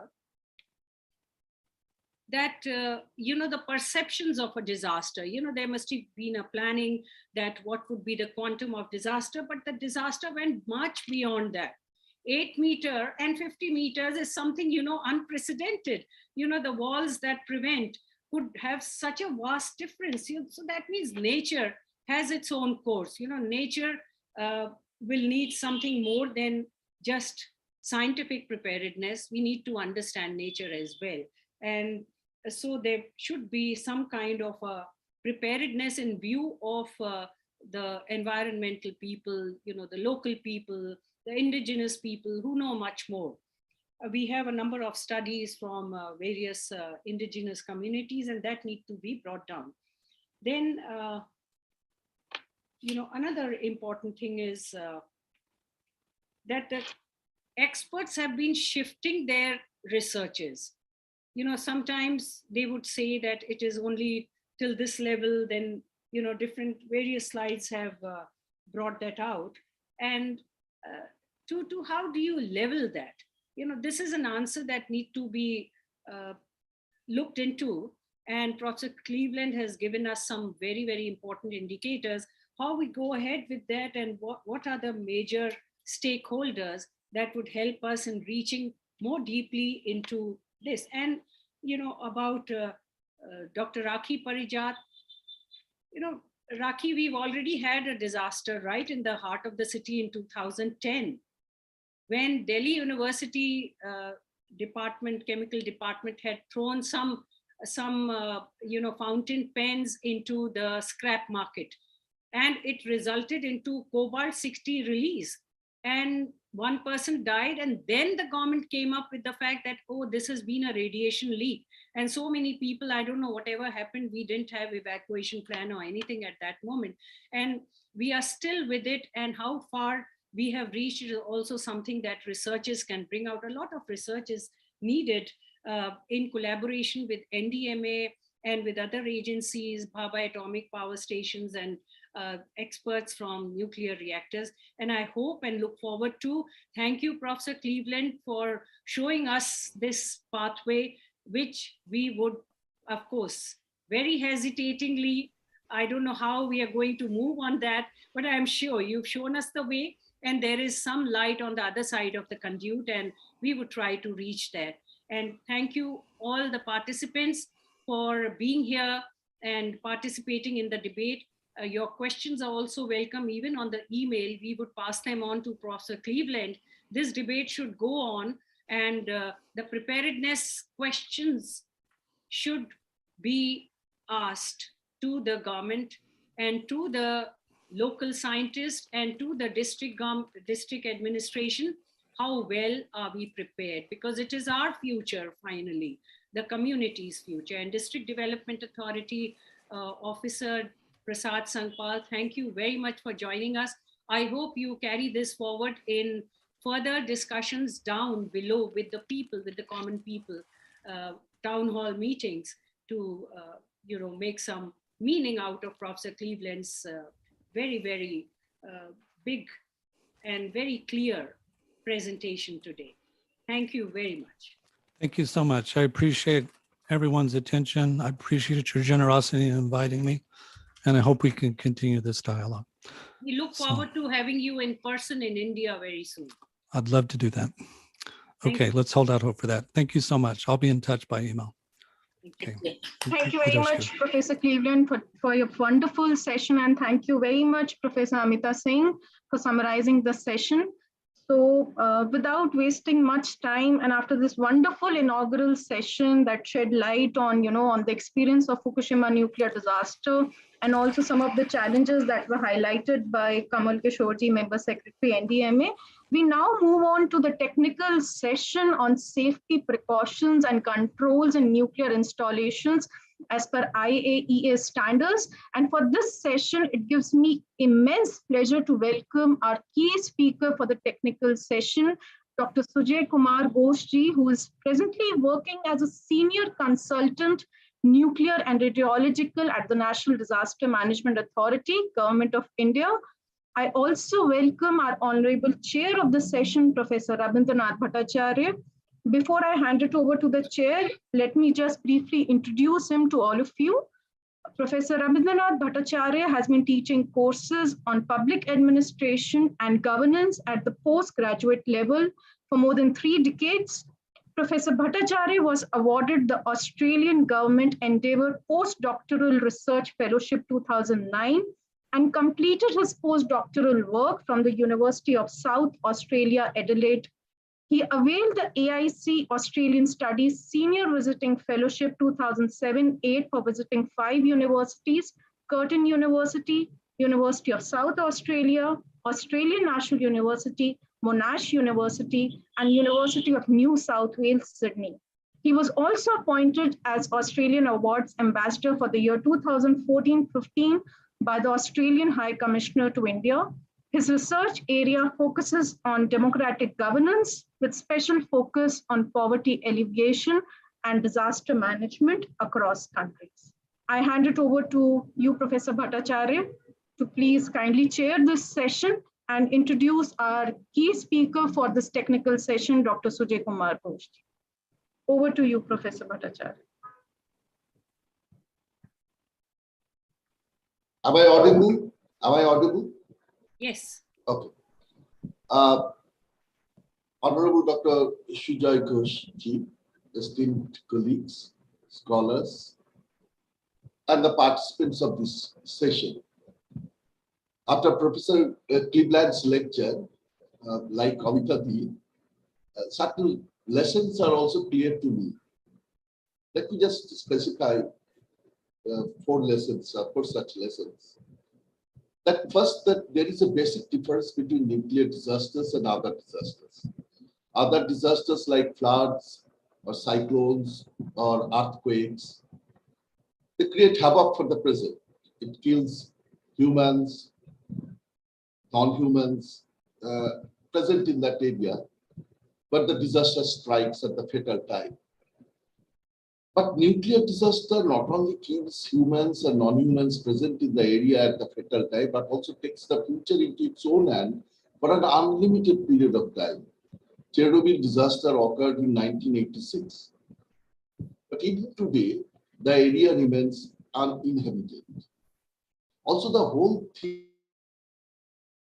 by the state. So community has little role to save the neighborhood. Second, that one cannot predict all the dimensions of mishappenings, especially in case of nuclear disaster. Professor Cleveland has told us that it could have been predicted. But the way tsunami of such magnitude had come to destroy the reactors to melt down could be thought only in hindsight. After all, we are human beings. Third is that once such disaster happens, government always tries to hide the sensitive data, even at the cost of millions of lives.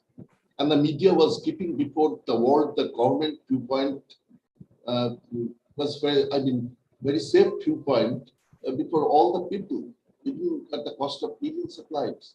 That happened in Fukushima and maybe in future disaster also.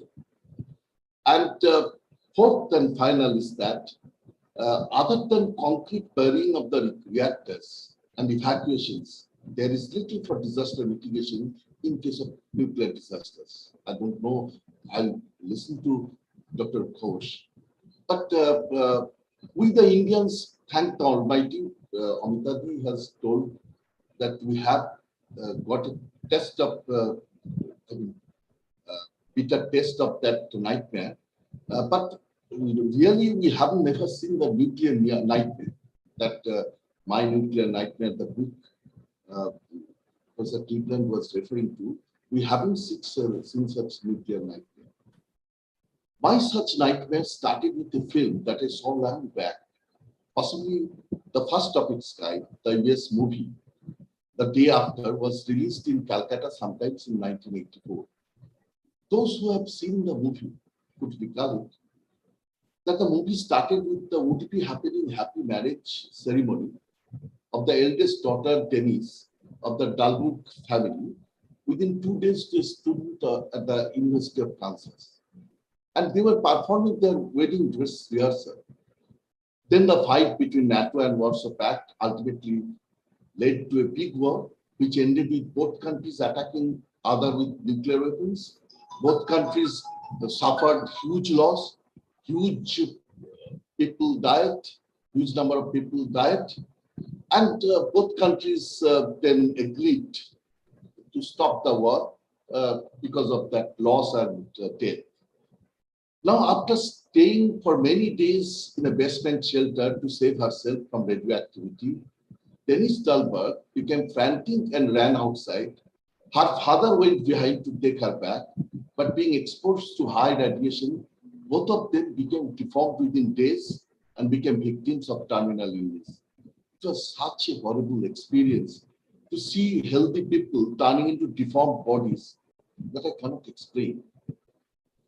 In India, right at this moment, 23 nuclear reactors are operating to produce roughly 6,700 megawatt energy.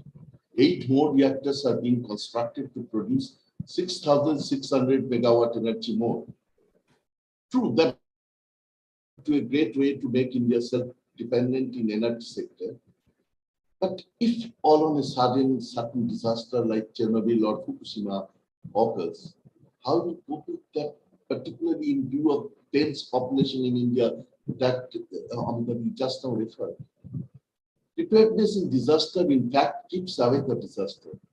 With that motto, NAPSIVAC Disaster Research Group, in collaboration with National Disaster Management Authority, Delhi Transco Limited, Institute of Social Sciences, and Miranda House, New Delhi, is organizing this workshop on staying prepared against nuclear disasters. And we have esteemed, knowledgeable expert with us, Dr. Sujoy Kumar Ghosh. He will be speaking on safety precautions and controls in nuclear installations as per IAEA standards today. Let me just introduce, you can understand then how profound knowledge Dr. Sujoy Kumar Ghosh has. Let me just introduce Dr. Ghosh. Dr. Sujoy Kumar Ghosh is currently the Senior Consultant Nuclear and Radiological of NDA, National Disaster Management Authority. He is a postgraduate chemical engineer with over 35 years of experience in safety of nuclear power program of India. Dr. Ghosh obtained his BTech degree in chemical engineering from the University of Calcutta and MTech from the University of Mumbai, UTCT. He joined Bhabha Atomic Research Center, BAR, training school, 29th batch in 1985. After 1 year of training, he was posted in Turbo Reactor, 100 megawatt of research reactor for commissioning and operation.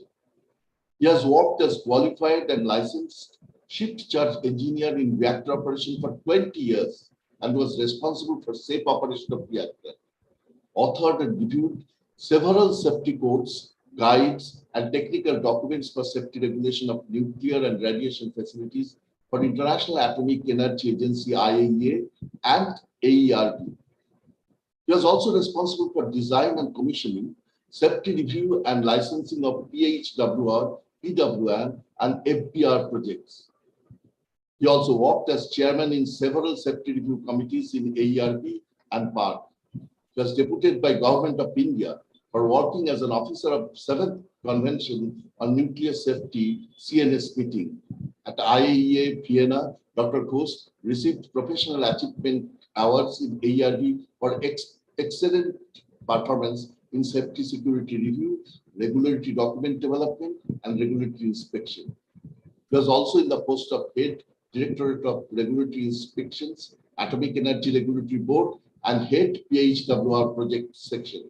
He was instrumental for establishing and augmenting 3 regional regulatory centers of AERB, Delhi, Kolkata, and Chennai. He held several key positions for overseeing safety review, safety management, and safety regulations of nuclear and radiation facilities across the country. You can understand the profound knowledge Dr. Sujoy Kumar Ghosh has.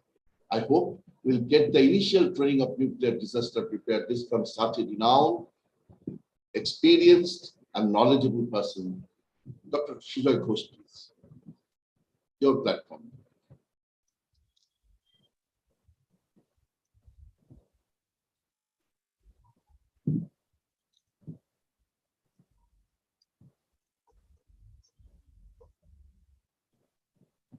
My slide is visible. Yes, yes. Please go ahead. Thank you, Professor Bhattacharya, for your nice introduction. Right from morning, I am listening to all other experts, including our member secretary, Professor Dr. Kamal Kishore and Professor Kale. So they have given many insights. And morning onwards, we are listening disaster. So much disaster words. Now in nuclear community, I will say we don't use disaster word, we use accident. So Madam Amit has used that Delhi University incident. So far in India, that accident is when we classified in 7 scale in the IEA standard. So in India, we have got in the scale of 4, that is the only incident from Delhi University, which Cobalt 60 source has gone to public domain, and in Mayapuri, 1 person has died. That is the only incident. So other than that, we are not having incident in India, and hope we'll continue our safety throughout the lifetime of Indian nuclear power program.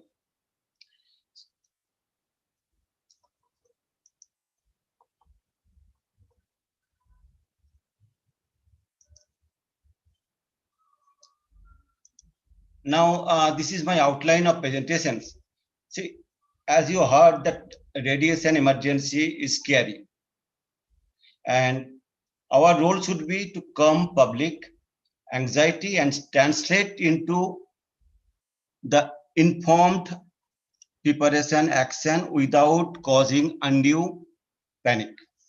See, you know that it is very hard to understand the radiation emergency for common public, and the media has to play an important role.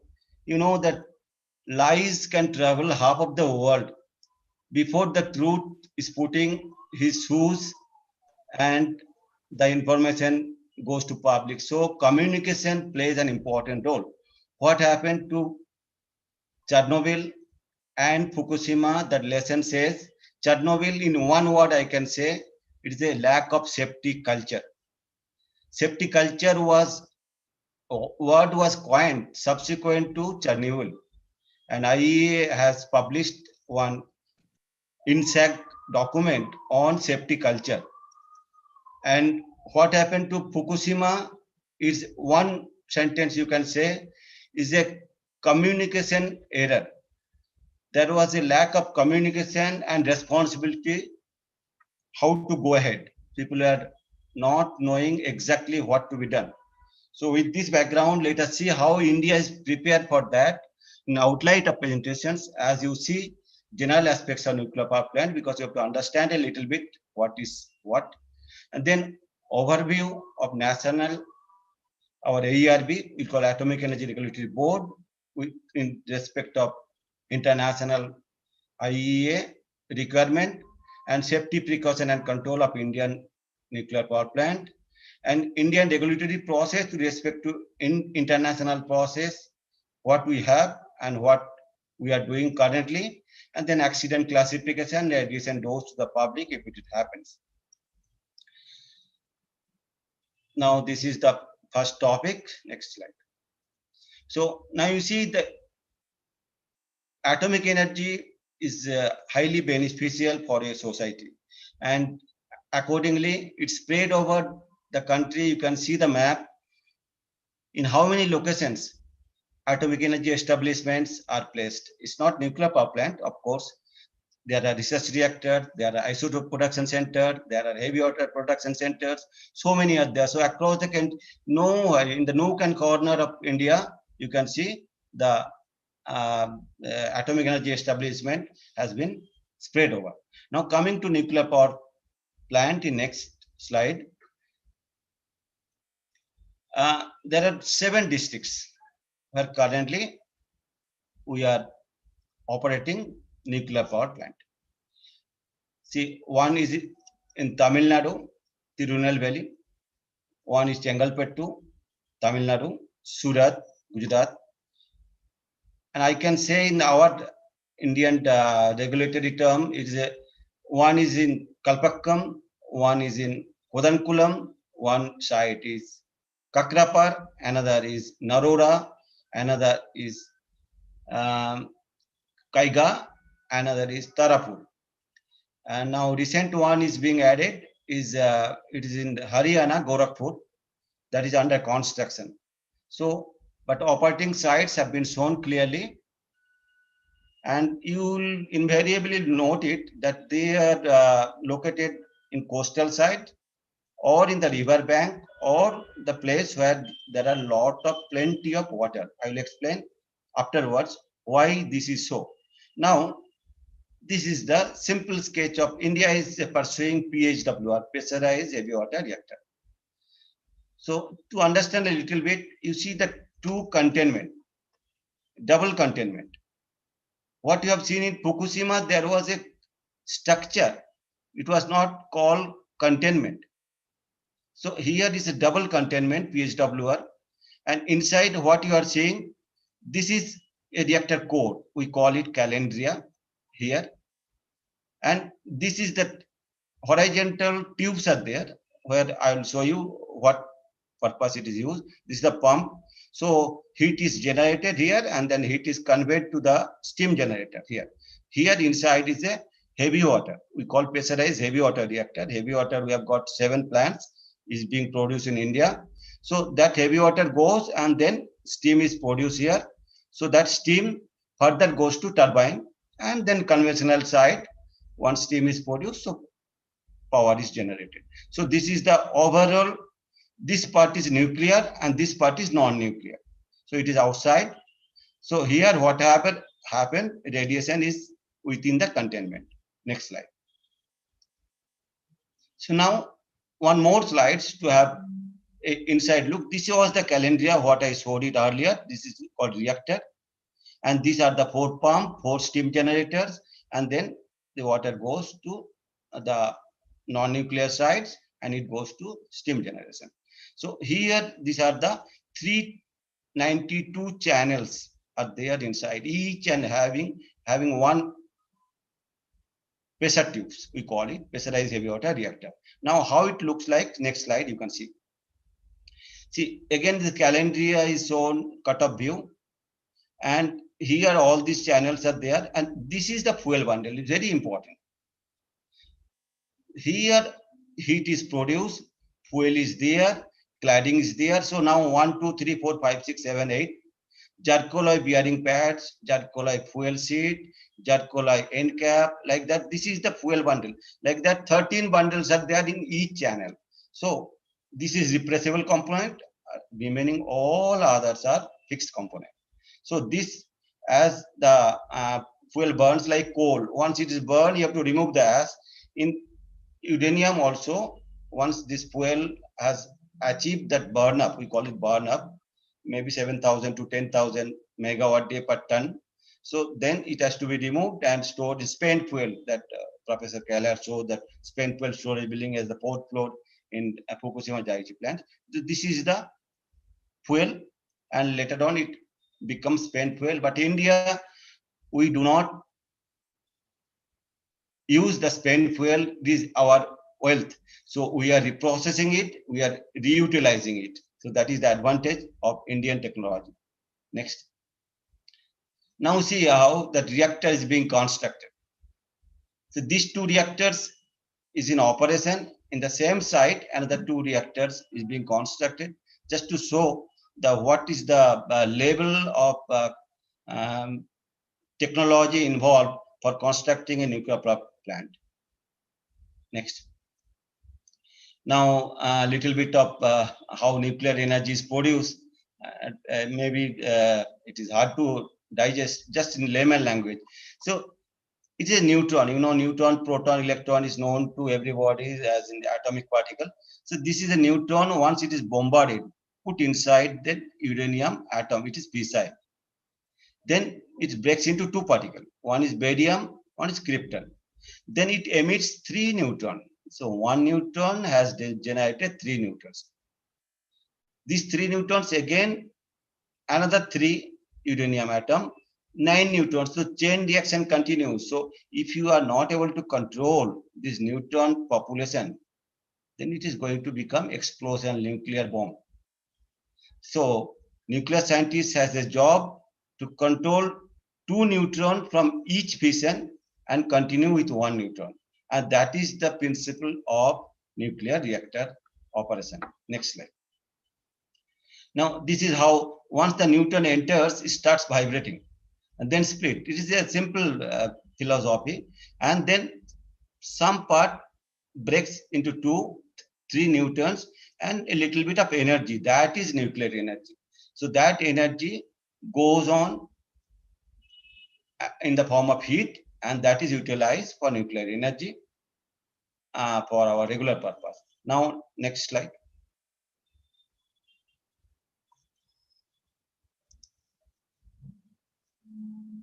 So in India, you see the nuclear fuel cycle technology, how it works. It starts with mining, then goes to fuel fabrication plant. Then once fuel is fabricated, goes to nuclear reactor. From nuclear reactor, spent fuel comes out, we do reprocessing, and then waste goes to deep depository for long-term storage. So this is the overall fuel cycle facility we are adopted in India. Next. Now, as the topic says, we have to compare our standard along with the IEA requirement. Now see, next slide. See, this is the IEA requirement. What is topmost is safety fundamental. Second red color, GSR, is general safety requirement. Third red color is specific safety requirement. Green color, general safety guide. And next one is specific safety guide. This is the hierarchy IEA using for their internationally acceptable regulatory document. Everybody should follow that. And they have got total 131 such documents which are being used for all the countries for preparation of their own safety documents, or directly they can use that IEA documents accordingly. Now let us see the Indian. India has a similar structure. Topmost is Atomic Energy Act. It is a Parliament Act. Then under that Act, rules have been framed. There are 4 rules. I will show you next slide. And then we have similar way of safety codes. The red color here, right side, they are the safety codes. They are the mandatory in nature. They have to follow for constructing and operation of all nuclear power plants, the red color documents. And then safety guides. The guides are recommended in nature and they can follow it to the extent practicable. Then safety manuals, that is further detailing of how to do the job. Then there are technical documents. This is the hierarchy in Atomic Energy Regulatory Board we follow. And we have got a total 152 documents, while it's comparable to 135 for IEA. We have got more number. I will explain afterwards. Now see, Acts and Rules of Regulation of Radiological Hazards. Atomic Energy Act 1962. Under that, there are 4 rules. One is Radiation Protection Rule 2004. Another is Work in Mine, Mineral Handling Prescribed Substances 1984. Atomic Energy Safe Disposal, Radioactive Waste 1987. And Factory Rules 1996. These are the acts and rules provision within India. Next. So now I said about the regulatory codes and guides. In AERB, as I said, that hierarchy, safety code and safety standard is the highest one. Safety guide is next level recommendation. And then safety manuals, further detailing of technical, and then technical documents, of course, used for the regulatory body as well as for the utility. So requirement covered in safety codes and safety standards are mandatory in nature. You cannot simply disobey this requirement. So safety guides, safety documents containing further details, and these documents are in line with International Atomic Energy Agency and being periodically revised, because sometimes new knowledge comes, we have to take into account for that. Next. Now, what AERB obligations? See, one thing I want to assure this audience, this Indian atomic energy is under government. Unlike other countries, they are private party operational nuclear power plant, and their main motto may be profit. But India, it is not like that. So there may be some safety regulation lapses may occur for the benefit of economy. But India, it is under government, and the regulation has always been overriding priority. So we do not get any lapses of regulation. So now what AERB does, they develop necessary rules and regulation to implement the provision of acts under nuclear radiation safety, prescribe acceptable limit, how much dose public should get, how much dose occupational workers should get, emergency workers should get, all has been prescribed. It is available in Atomic Energy Regulatory Board website. And carry out safety review on the basis of established regulatory requirement towards considering grant of regulatory consent. So regulatory consent, I will explain how the consent for starting the nuclear power plant is taken into account during our regulatory process, and conducting regulatory inspection to ensure adherence to the laid down safety requirements is being complied or not, and necessary steps. This last one is very important, to keep public informed on major issues of radiological and safety significance. You can simply trust the regulatory body, whatever information then gives, that the most trusted one. Like for any disease, doctor gives the people like doctor's opinion, they are the trusted member of the society. Similarly, for atomic energy, you can trust Atomic Energy Regulatory Board and get all information from them. Next. Now, coming to the what fundamental safety objective you have to follow. See, for nuclear power is you know, it is very scary and is unknown to all of us. So what has to be done? Fundamental safety objective should be the control of radiation exposure of people and release of radioactive material to environment, restrict likelihood of an event that might lead to loss of control over nuclear reactor and nuclear chain, radioactive source of any other source, and mitigate the consequence if such event, unlikely event occur. These are the three fundamental safety objectives we should keep in mind. Now, safety fundamentals, IEA and AERB, this is common, internationally being used, and it has to be followed for every stage of nuclear power plant lifetime, like siting, design, construction, commissioning, operation, as well as decommissioning and closure. That are 10 fundamental safety principles. That is the topmost I showed in hierarchy of IEA. So topmost 10 safety fundamentals, I will explain in next slides. These are the safety fundamentals. 10 safety principles are used. That is, one is responsibility of safety. The person who is constructing, who is operating, who is the owner of that radiation facility, he has that responsibility, prime responsibility for safety. He should be held responsible for any event, anything happening within his facility. That is the responsibility of safety. Second is role of government. Government should have enough fund for all kind of facilities if anything happens, or managing the facility. So that is the responsibility role of government. And third is leadership and management of safety. This has to be followed for every places, not only in utility. It has to be followed for regulator. It has to be followed for public. So that leadership and management of safety has to be done. Then justification. Of course, for anything to be done, if you go to hospital and ask for CT scan or X-ray, there is justification because they want to diagnose the disease. So that's why you are taking radiation dose, and that has been within the limit, of course. Similarly, nuclear power plant, constructing nuclear power plant or some radiation facility, isotope production, there should be justification of the facility. It should give net benefit to the society, then only you go ahead. Then optimization, protection.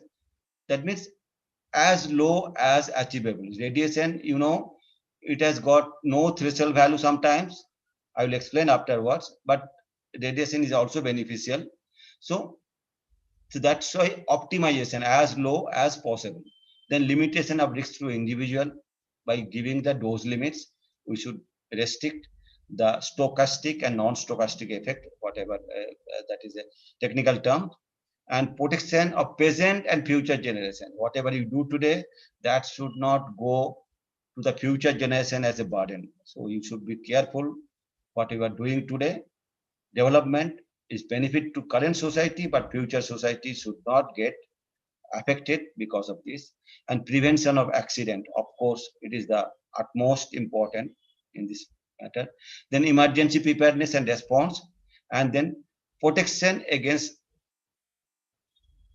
action to reduce existing or unregulated risk. Unregulated risk means you are sitting at home, but you are getting radiation. That I will explain afterwards. That is called unregulated. There, the Atomic Energy Regulatory Board doesn't prescribe anything. You are getting, if you are in the Kerala, you will be getting more. If you are near nuclear power plant, you will be getting less. I will explain because there is a an exposure dose is measured there. But in Kerala sand beach, because of thorium presence, the radiation levels are high. Next. Now, fundamental safety function, as I said, for nuclear reactor, there are three important safety functions to be followed for all plant state. That is control of reactivity. When the reaction, chain reaction start, that has to be controlled. That cannot go uncontrolled. Second is removal of heat.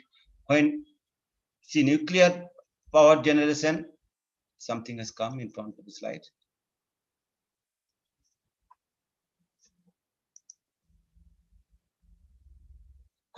So go back. Previous.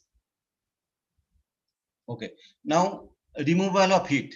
These three are important from accident management.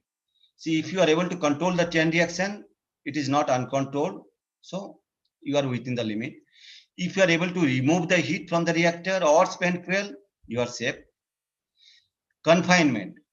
If something happens, then it has to be within the boundary of the nuclear facility. It should not go to public domain. So these three are important fundamental safety function. It has to be followed all the time. So now AERB also, in light of new regulation, they always change their regulation, and that has to be again complied with the nuclear power plant facility. Next. Now you see latest regulatory requirement subsequent to post Fukushima. What happened? I am giving two tables. One is accident condition, and then what is the requirement. See, now I'll explain a little bit afterwards. Now see design basis accidents, certain accidents which has been anticipated to occur, that has been thought of, documented, analyzed, and accordingly you have given some safety systems to take care. That is called design basis accident. And then for that, what you need? No need for offsite countermeasure. That is, iodine tablet, food control, shelter, evacuation, nothing is required beyond exclusion boundary. I'll explain afterwards what is exclusion boundary beyond 1.6 kilometers. So design basis accident is taken care.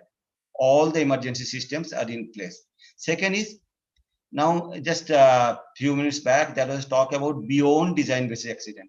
One is DBA, design basis accident, another is beyond. But subsequent to Fukushima, IEA has changed the terminology and we have adopted that.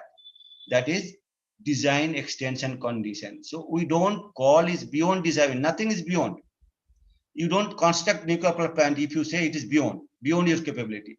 You call design extension condition. You give some complementary safety features which can take care of this beyond design basis called design extension condition. So there are two parts.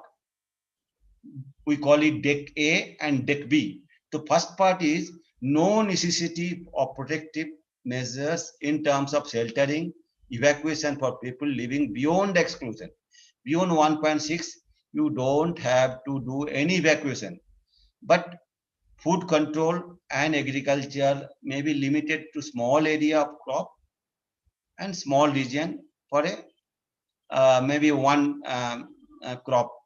So that is what earlier beyond design basis action, now design extension condition, that is being adopted and it is being followed for all new reactor. And then third one, we call it severe accident. When the core melts, what happened to Fukushima? Due to overheat, if fuel melts, design extension condition with core melts. Then also, now in India being a highly populated area, no permanent relocation of population should be there. That is the mandatory natures and we are following it in design itself. So the need for offsite intervention to be limited in area and time, maybe for 1 year. If you evacuate, they may have to go for 1 year and come back after 1 year or so. So that has to be followed for all nuclear power plant now being constructed. Next. So now regulatory review and approval, how we'll do it? The general principle for nuclear power plant is adopted worldwide and we also follow. That is conservatism, independence, redundancy, diversity, physical separation, reliability, and fail-safe. So these are all terminology. I'll explain that. Suppose you need power supply from, I don't depend upon power supply from one source. There should be diverse sources. There should be two sources available for power supply. And not only that, power supply has to be classified. Suppose one power supply fails, which we are now looking about, we call it class 4 power supply, which is normal supply in the grid. If it fails, you mean to say that cooling is gone? No, that is another power supply is available in nuclear power plant. That is diesel generator set. So they are called class 3. So they are more reliable than our normal power supply. So they as coming within 35 seconds to give power supply to the nuclear core for cooling. Suppose diesel generator has got a limitation. There are also equipment, they might fail.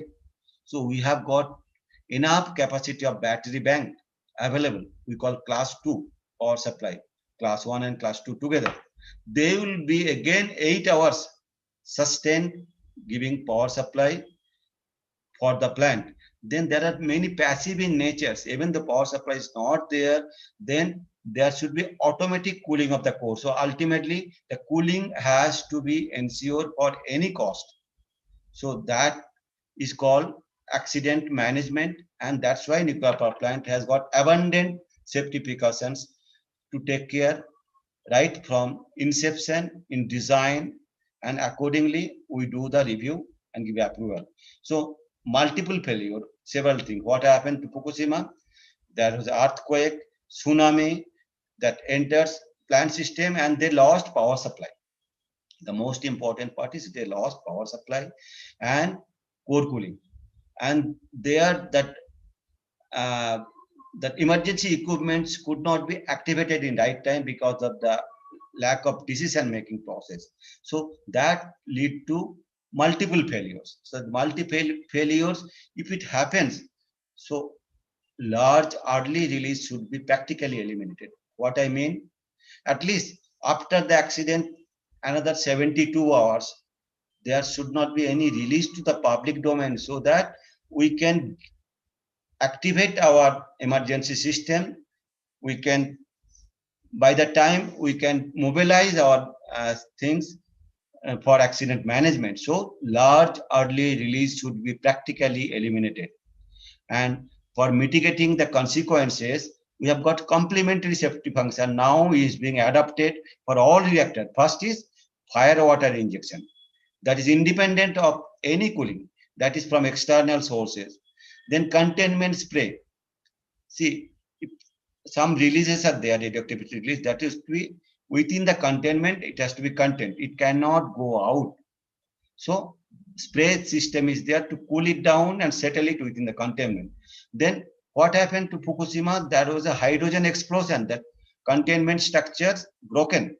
So there is a passive hydrogen recombiner inside the containment, which will not allow hydrogen buildup within the containment to reach the explosion limit.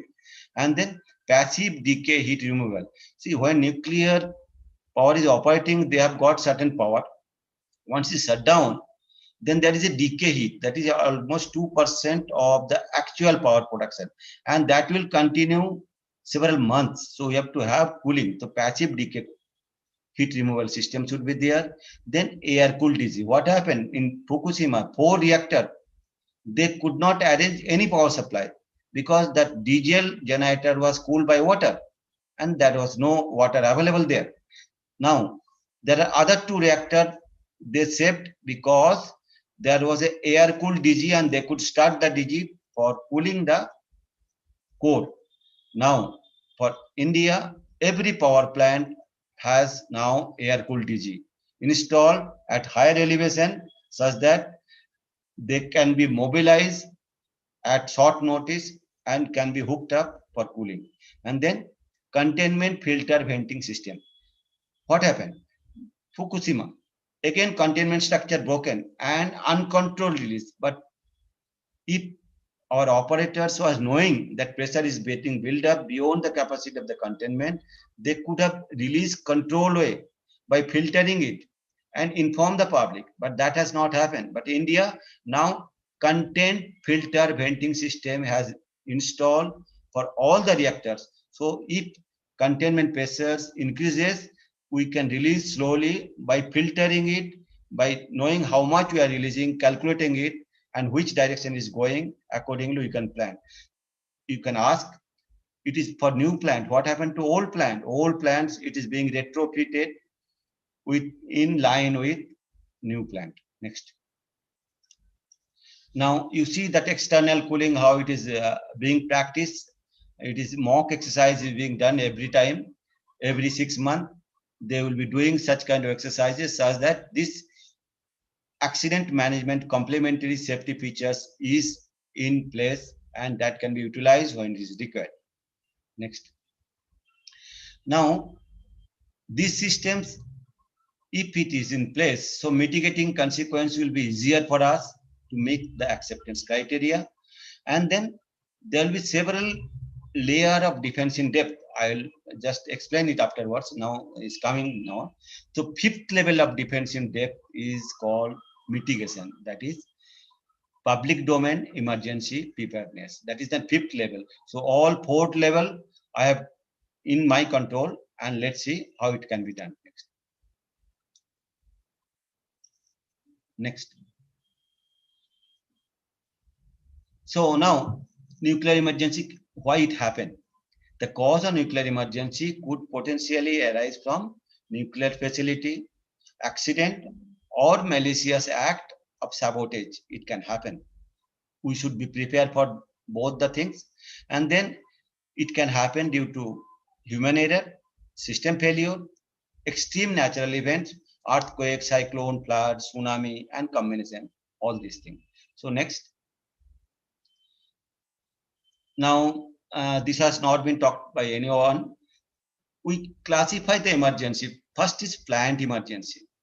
So immediately after the accident, it doesn't affect public domain. First, it affects plant.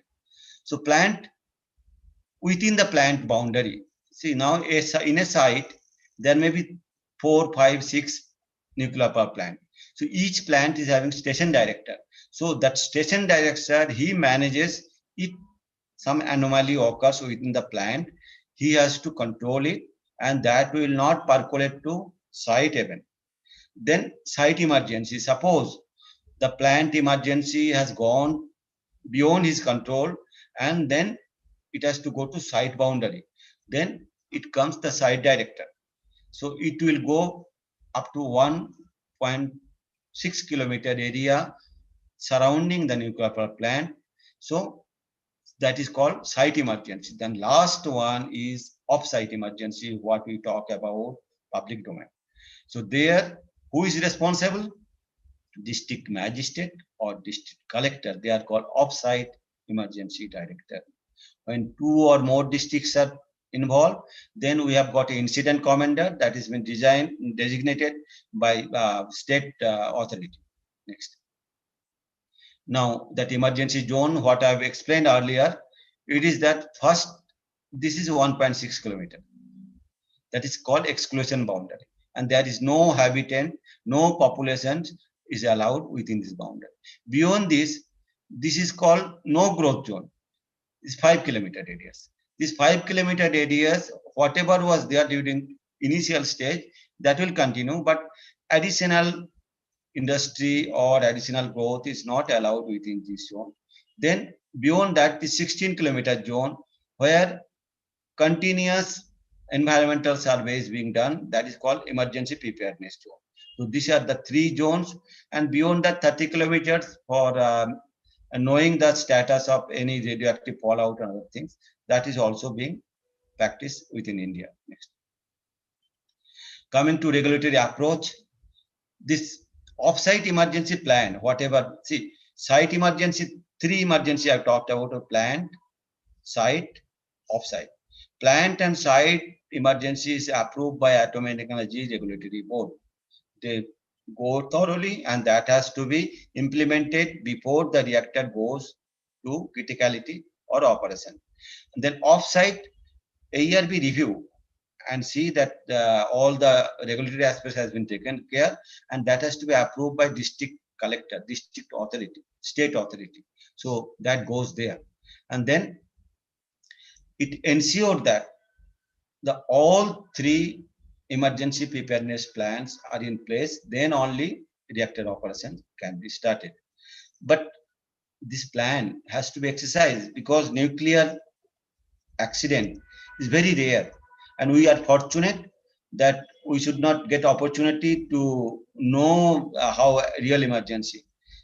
But on the other hand, we should know how to use our gadgets during emergency. So accordingly, plant emergency, first one is exercises done every 3 months, site emergency once in a year, and off-site emergency once in 2 years. That has been practiced in India. It is as per international norms. Next. So now I talked about defense in depth. You know, suppose something happens, I should be able to control in the next layer. Suppose you are driving a car, you lose the control. So now you put the brake, you have got a hand brake. Then ultimately you just put it somewhere such that it doesn't go beyond a certain distance, like that. So it is defense in depth, several different things, then airbag comes out to save you, like that. So in nuclear plant, we have got 5 levels of defense in depth. First one, prevent deviation from normal operations. The plant design is such that it should take care the failure. The highest quality material is being used for constructing the primary boundary system, and that has been examined and that has been supervised by regulatory body also. So that will prevent failure. Okay, still that can fail. Second level, if it fails, we should be able to detect it in time. So detection is very important. Accordingly, I can take action immediately so that it doesn't escalate further. So suppose there is a leakage from pipe, I should be able to detect the second level of defense. Okay, after detection, but the leakage is very high. I have stopped the reactor operations. Then third level, I should be able to mitigate that failure through engineered safety features, because I know this has happened, leakage is there, so I should be able to collect the leakage water and pump it back to the core such that it continue cooling without escalating the accident further. So just that is within the capability of plant safety system. That is the third level. Fourth level, okay, that also has gone few days after that, that water is getting depleted, steam is formed, certain things happening. So now it is going in fourth level. Fourth level means the activity is getting slowly coming out, radioactivity is getting slowly coming out from the core.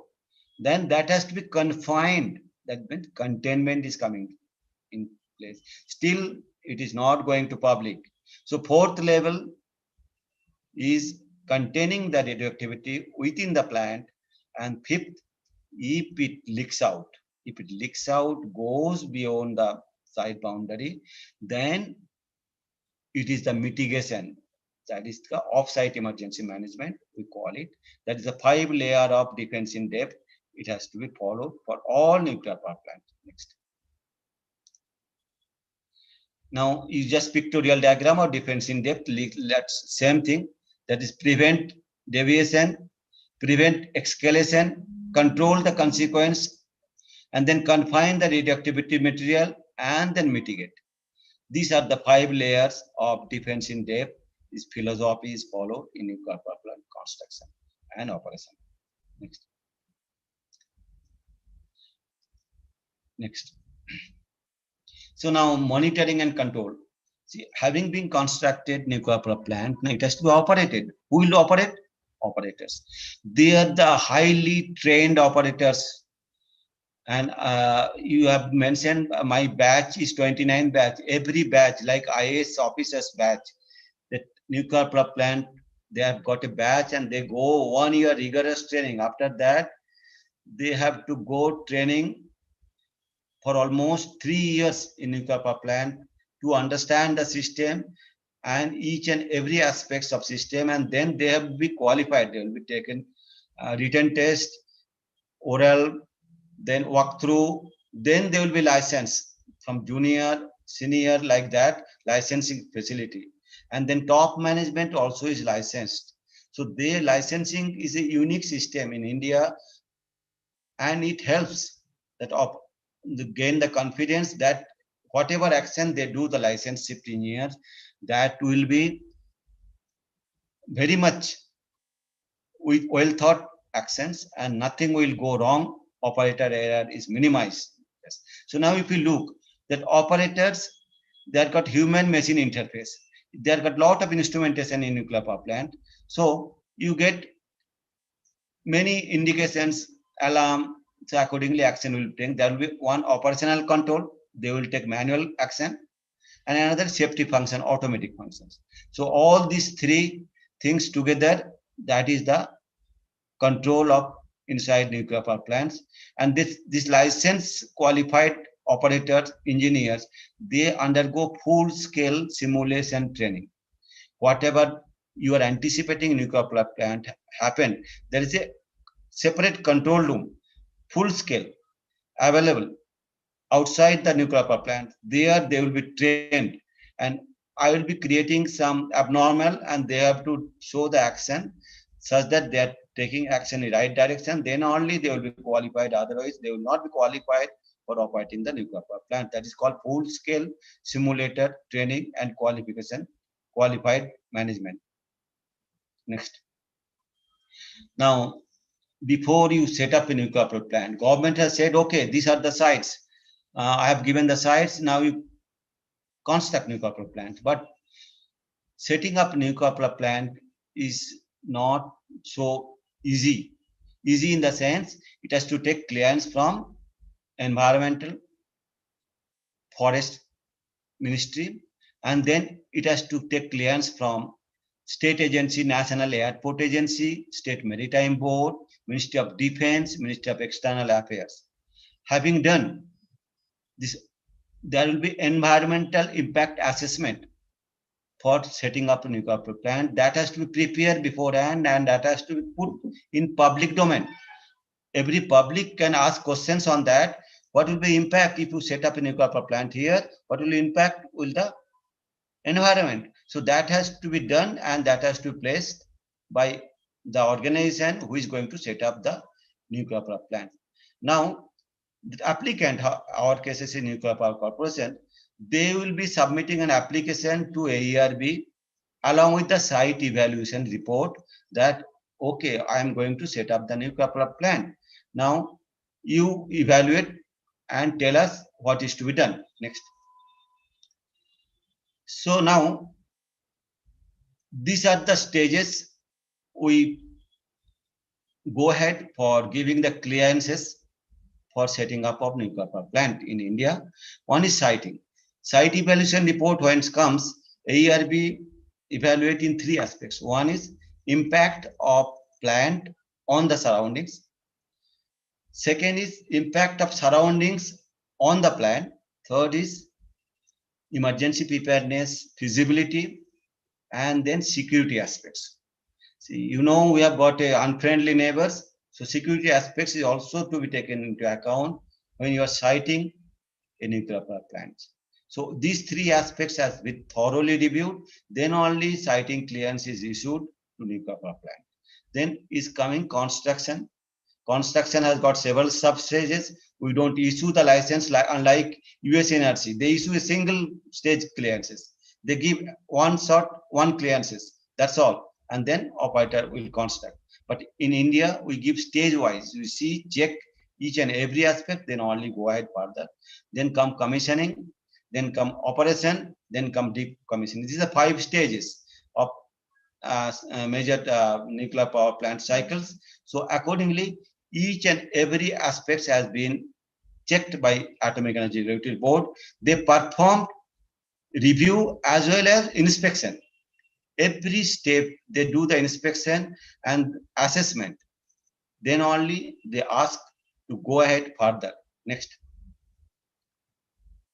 Now, when the nuclear power plant has to be established, they have to submit documents. What are the documents? We call safety analysis report. And PASR is preliminary safety analysis report. There are 20 chapters, 20 chapters in that. And all the 20 chapters will be reviewed by Atomic Energy Regulatory Board. Then only they can go ahead for construction. And that chapter's informations that has to comply there is a regulatory guide available. It is in line with IEA. That is called AERB SG G9. That gives what should be given information. It should be sufficient information, technical information, such that I can review it. I can say, okay, safety is inbuilt. There is no risk to the public. You can go ahead. So after this review of these 20 chapters, then only AERB give permissions for going ahead further construction. Next. Now, site evaluation, I was telling earlier, this site evaluation, SER is site evaluation report. So once they submit, I look effect of external event on installation. Let it be tsunami, let it be earthquake, let it be cyclone, let it be flood. So what will be effect? We collect 1,000-year return period data. 1,000 years. What happened in that place where the earthquake, any fault exists. So all these things will have to be collected. Then that has to be justified that these things is not going to affect our nuclear power plant. And if it affect also, we should have the safety measure inbuilt before going ahead further. That is the effect of external event on installation. And then effect of installation site environment. Suppose that is built within the highly populated area. So we are using zero discharge concept. So from the nuclear power plant, the radioactivity, we should not discharge into environment, either water body or air body. That should be contained within the 1.5 kilometer, 1.6 kilometer zone. So there should not be normal operation. There should not be any discharge. So that is zero discharge concept is being utilized now.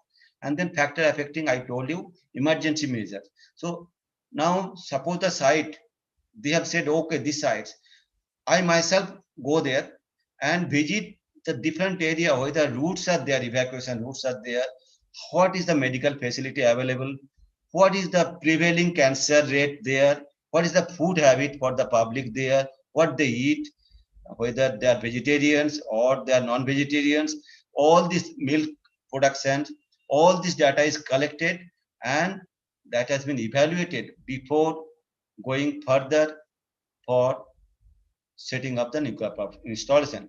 Then region is investigated with respect to aircraft crash. You know, now nuclear power plant that 11, what happened to US power, that is that can happen to nuclear power plant also.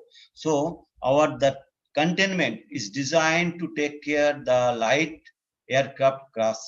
So that is been designed right now, and it is been shown by calculation. So accordingly, suppose there is some nearby industry which can affect. See, there may be some hazardous industry like Bhopal industry. If it's nearby that power plant, then control room operators, they may be all dying because of this gas. So we have to look into the periphery. What are the other industries which can affect the nuclear power plant? So that site has to be evaluated with respect to that. Next one. Now, it also includes overall safety approach, dose limits, how much dose limits, what is the power supply facility available, where from they will tap up the power supply for cooling, where from water supply will come, whether two sources of water supply, diversity is there, whether in case of severe drought, whether that water supply will be available or not, what is the population data, so how much growth rate is there for last 10 years. All this data is collected before going ahead further. And then now I told you that in Haryana, there is a site called Gorakhpur. There is a alluvial soil, and then it's very difficult to construct nuclear power plant. But we are going ahead with engineered methods of piling, safety foundations with AERB recommendations and supervisory. It is going ahead further. So I said engineerability of the site in context of external human-induced event. Next.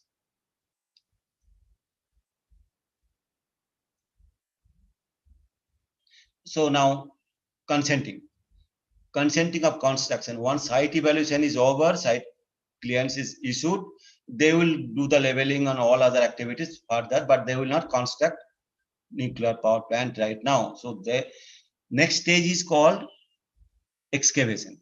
Now, just 15 days back, Kaiga 5-6 excavation clearance has been given, and that is available in AERB websites. Just you can have a cursory look what are the things they have considered and how their clearance has been issued. That excavation means they will just excavate the area to found the rock bases and then do the piling and other things. Then once that excavation is over, then they issue first pour of concrete. We call it starting of nuclear power plant construction. First pour of concrete. That is officially they declare it in India, but internationally it may not be followed. But we call it, that is the starting of construction of nuclear power plant. So they put the first pour of concrete. Then we go for major equipment erection. But before giving this clearance, AERB ensured that all the 20 chapters, whatever I said, has been reviewed and their recommendations has been taken into account. Next. Next. Now, okay. Now, next stage is coming. Next stage is coming, commissioning. So construction, it goes maybe minimum 5 to 10 years span. It goes on construction, depending on the equipment supply, manufacturing. So many issues are there. So that regulators are not interfering with that. Now commissioning. Commissioning means whatever system you have built, you have to test it for their functionality and show it that it has been functioning the way you have designed, you have anticipated, including the abnormal function has to be simulated in case of so and so. So that they have to submit the procedures. AERB will review it. They will say, okay, as per these procedures, you just carry out. AERB will go and witness, okay, now this has been tested. Suppose that one loop is constructed for 120 kg pressure. It has to be tested 1.25 times of that pressure, and so there is no leakage. Accordingly, they have to give the assurance, and AERB will go ahead further. Then I talked about the containment. There are double containment. India is adapted double containment. The primary containment is almost 1 meter thick, reinforced concrete, and inside steel lined. And then another, after 1 meter gap, that is another containment, secondary containment. That is normal containment. So primary containment has to be tested for leakage. So they have anticipated certain leakage in case of accident. Minor leakages can be going out to the public domain. So that has to be tested before giving clearance. That is being tested, and that has to be shown that it is doing its function. If leakage is more than the anticipated, then AERB doesn't give clearances. They have to rectify the leakage and find out where are the gaps. So this is another step to ensure that fourth defense in depth layer, that containment is in place. Next. Now, hold points. So for giving clearance, the commissioning also, there are several hold points. Each and every hold points is being witnessed by Atomic Energy Regulatory Board before giving the clearance. First is PST, hot conditioning. There are technical terms. Initial core fuel loading. This is the start of something I will explain afterwards. We call it radioactivity has gone inside. Before that, nothing was there, radioactivity, normal plant. So initial core fuel loading. So fuel bundle will be loaded. Then heavy water addition. Then first approach to criticality. This criticality word, don't take it in grammatically. Criticality word for nuclear power plants means chain reaction started. That means starting of the reactor. That means 1 neutron cutting that other 2 neutron, 1 neutron continues. Chain reaction is propagated. That is called first approach to criticality. So now that less than 1%, that has to be, several tests has to be done. Several tests. See, whatever the shutdown devices are there, that has to be tested. That has to be justified. So accordingly, several tests are carried out before you go to 100% power. So it takes almost 6 months to 1 year before we connect it to grid, because until and unless you test all safety function, all shutdown devices, you cannot allow nuclear power plant to operate. Next. Now, during commissioning, these documents have been asked to be submitted. One is physical protection system. Physical protection system means security measures. See, anybody cannot enter in the nuclear power plant. That has to be authorized by biometric. So that has to be ensured before allowing nuclear power plant to operate. Then radiation protection program. See, what way they are going to have discharges, what way they are going to have storage, all these things has to be there. Then emergency preparedness plan, waste management plan, and then nuclear security aspects. Security, this is also important in the sense that now you cannot believe anybody, even the nuclear power plant operators, you know what they follow? Two-man rule. I do not know the mental stability of the other man. He can do harm to the nuclear power plant, but that cannot be tolerated. So whenever we required 1%, the basic philosophy, you send 2%. If he does something, other person will also witness it.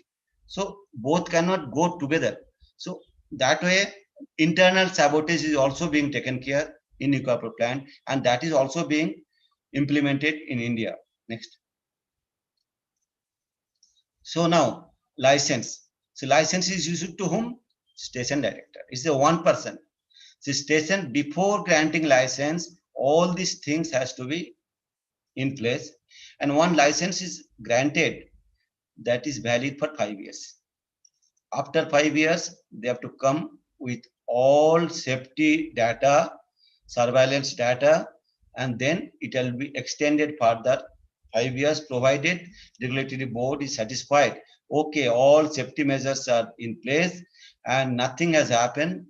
Anything has happened, that root cause is analyzed and they have taken care the required actions. Next. Now, that operator I explained earlier, they are well-trained operator, full scope simulator training given, repressors. Their license, operator license is 3 years. After 3 years, again, they have to go similar process and their evaluation will be done by ARB, effectiveness, whether they are mentally stable, they can operate the reactors the way it has to be operated. So this qualification process is very stringent in India, and that all operating experience in internationally is being put to operators and see whether they are updated the knowledge and they know each and everything what is happening internationally as well as other plants. Next.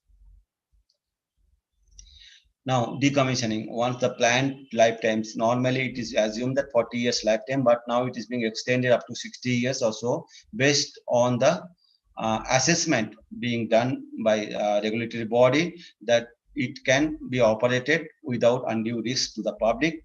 So now they have to go for decommissioning. So decommissioning also has to be licensed. They cannot just simply raise their hand. Okay, it is decommissioned. No, nothing like that. Your license, once decommissioned, you show that normal public can enter and activity can be started. So that is also being regulated by Atomic Energy Regulatory Board. Next.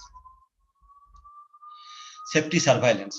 So now I said periodic regulatory inspection is done. There are several inspections, I'll come afterwards, several kind of inspection being done regulatory body to ensure that all the works is being done within the regulatory requirement and there is no abnormality within the plant.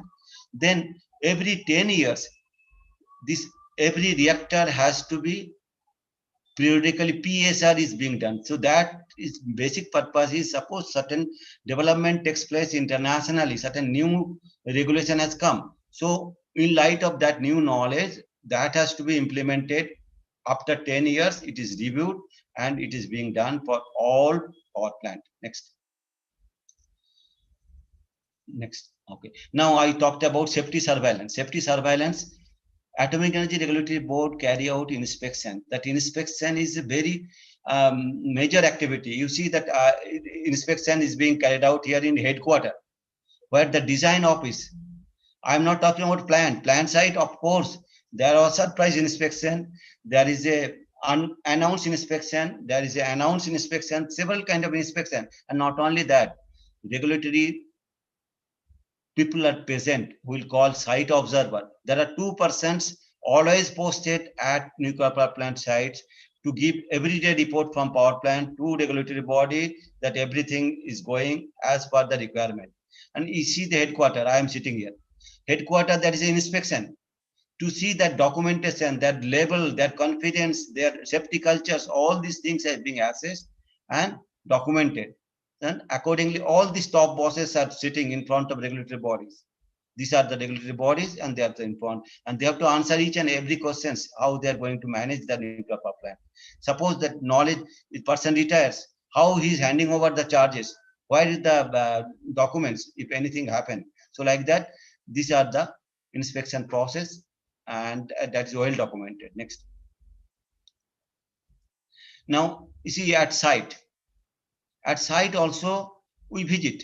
See, this is our Vice Chairman, Atomic Energy Regulatory Board. He's going to the nuclear radiation field with all these gadgets. And I am there at the backsides. I am here.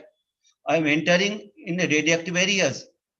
It's not that we are occupational workers. So we should know that what is happening inside, whether anything is wrong. So accordingly, we check the data here, whether everything, because there is absolutely transparency in the nuclear power plant, nothing to be hide. So all this data should be available, and that should be, we will be able to communicate to the public.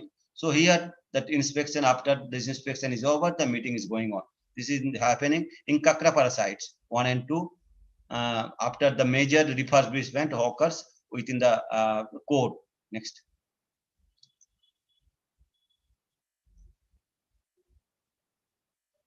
Yeah. Now that is power plant talked about. Just see the paper cuttings. Paper cuttings and something is Hindi. AERB ने अस्पतालों को तो ताबड़तोड़ छापे. Some of the hospital has been sealed. Why? They are not complying with the requirement of a regulatory body. It happened Doon Hospital. And AERB is sending teams to find out that X-ray machines are not licensed. They're supposed to be licensed by AERB. They have not taken license. Unlicensed things are happening. What happened? Unlicensed things. If it is unlicensed, that means the radiation dose coming out from that X-ray machine can be more than the specified. Next slide. You see, Atomic Energy Board team raid hospital. These are all cutting. This is in Kerala. They are sealing the X-ray machine. So our regulatory board is so effective such that this is all small risk to the public even though, but they are also, we have very active, and our teams regularly, every day they go, and whenever they receive some complaint, not only that, they go surprise visit simply. And that is very difficult task for regulatory body, even though sometimes we have to ask for police protection, because this, hospital, they don't allow to enter. Sometimes they are afraid. So, but regulatory body, they do it their job in the way this has to be done. Next. Now, having said so, regulatory body what is doing. Now you see how it is comparable with the international. Now, Vienna Declaration on Nuclear Safety, Convention of Nuclear Safety, Indian Regulatory, International Regulatory Review Service, international cooperations, how AERB is in line with that. Next. Let's see. Now, other than IEA, India is in bilateral agreement with the other regulatory bodies, several countries like France, Russia, Romania, Ukraine, USA, Finland, Canada, Bangladesh, UK.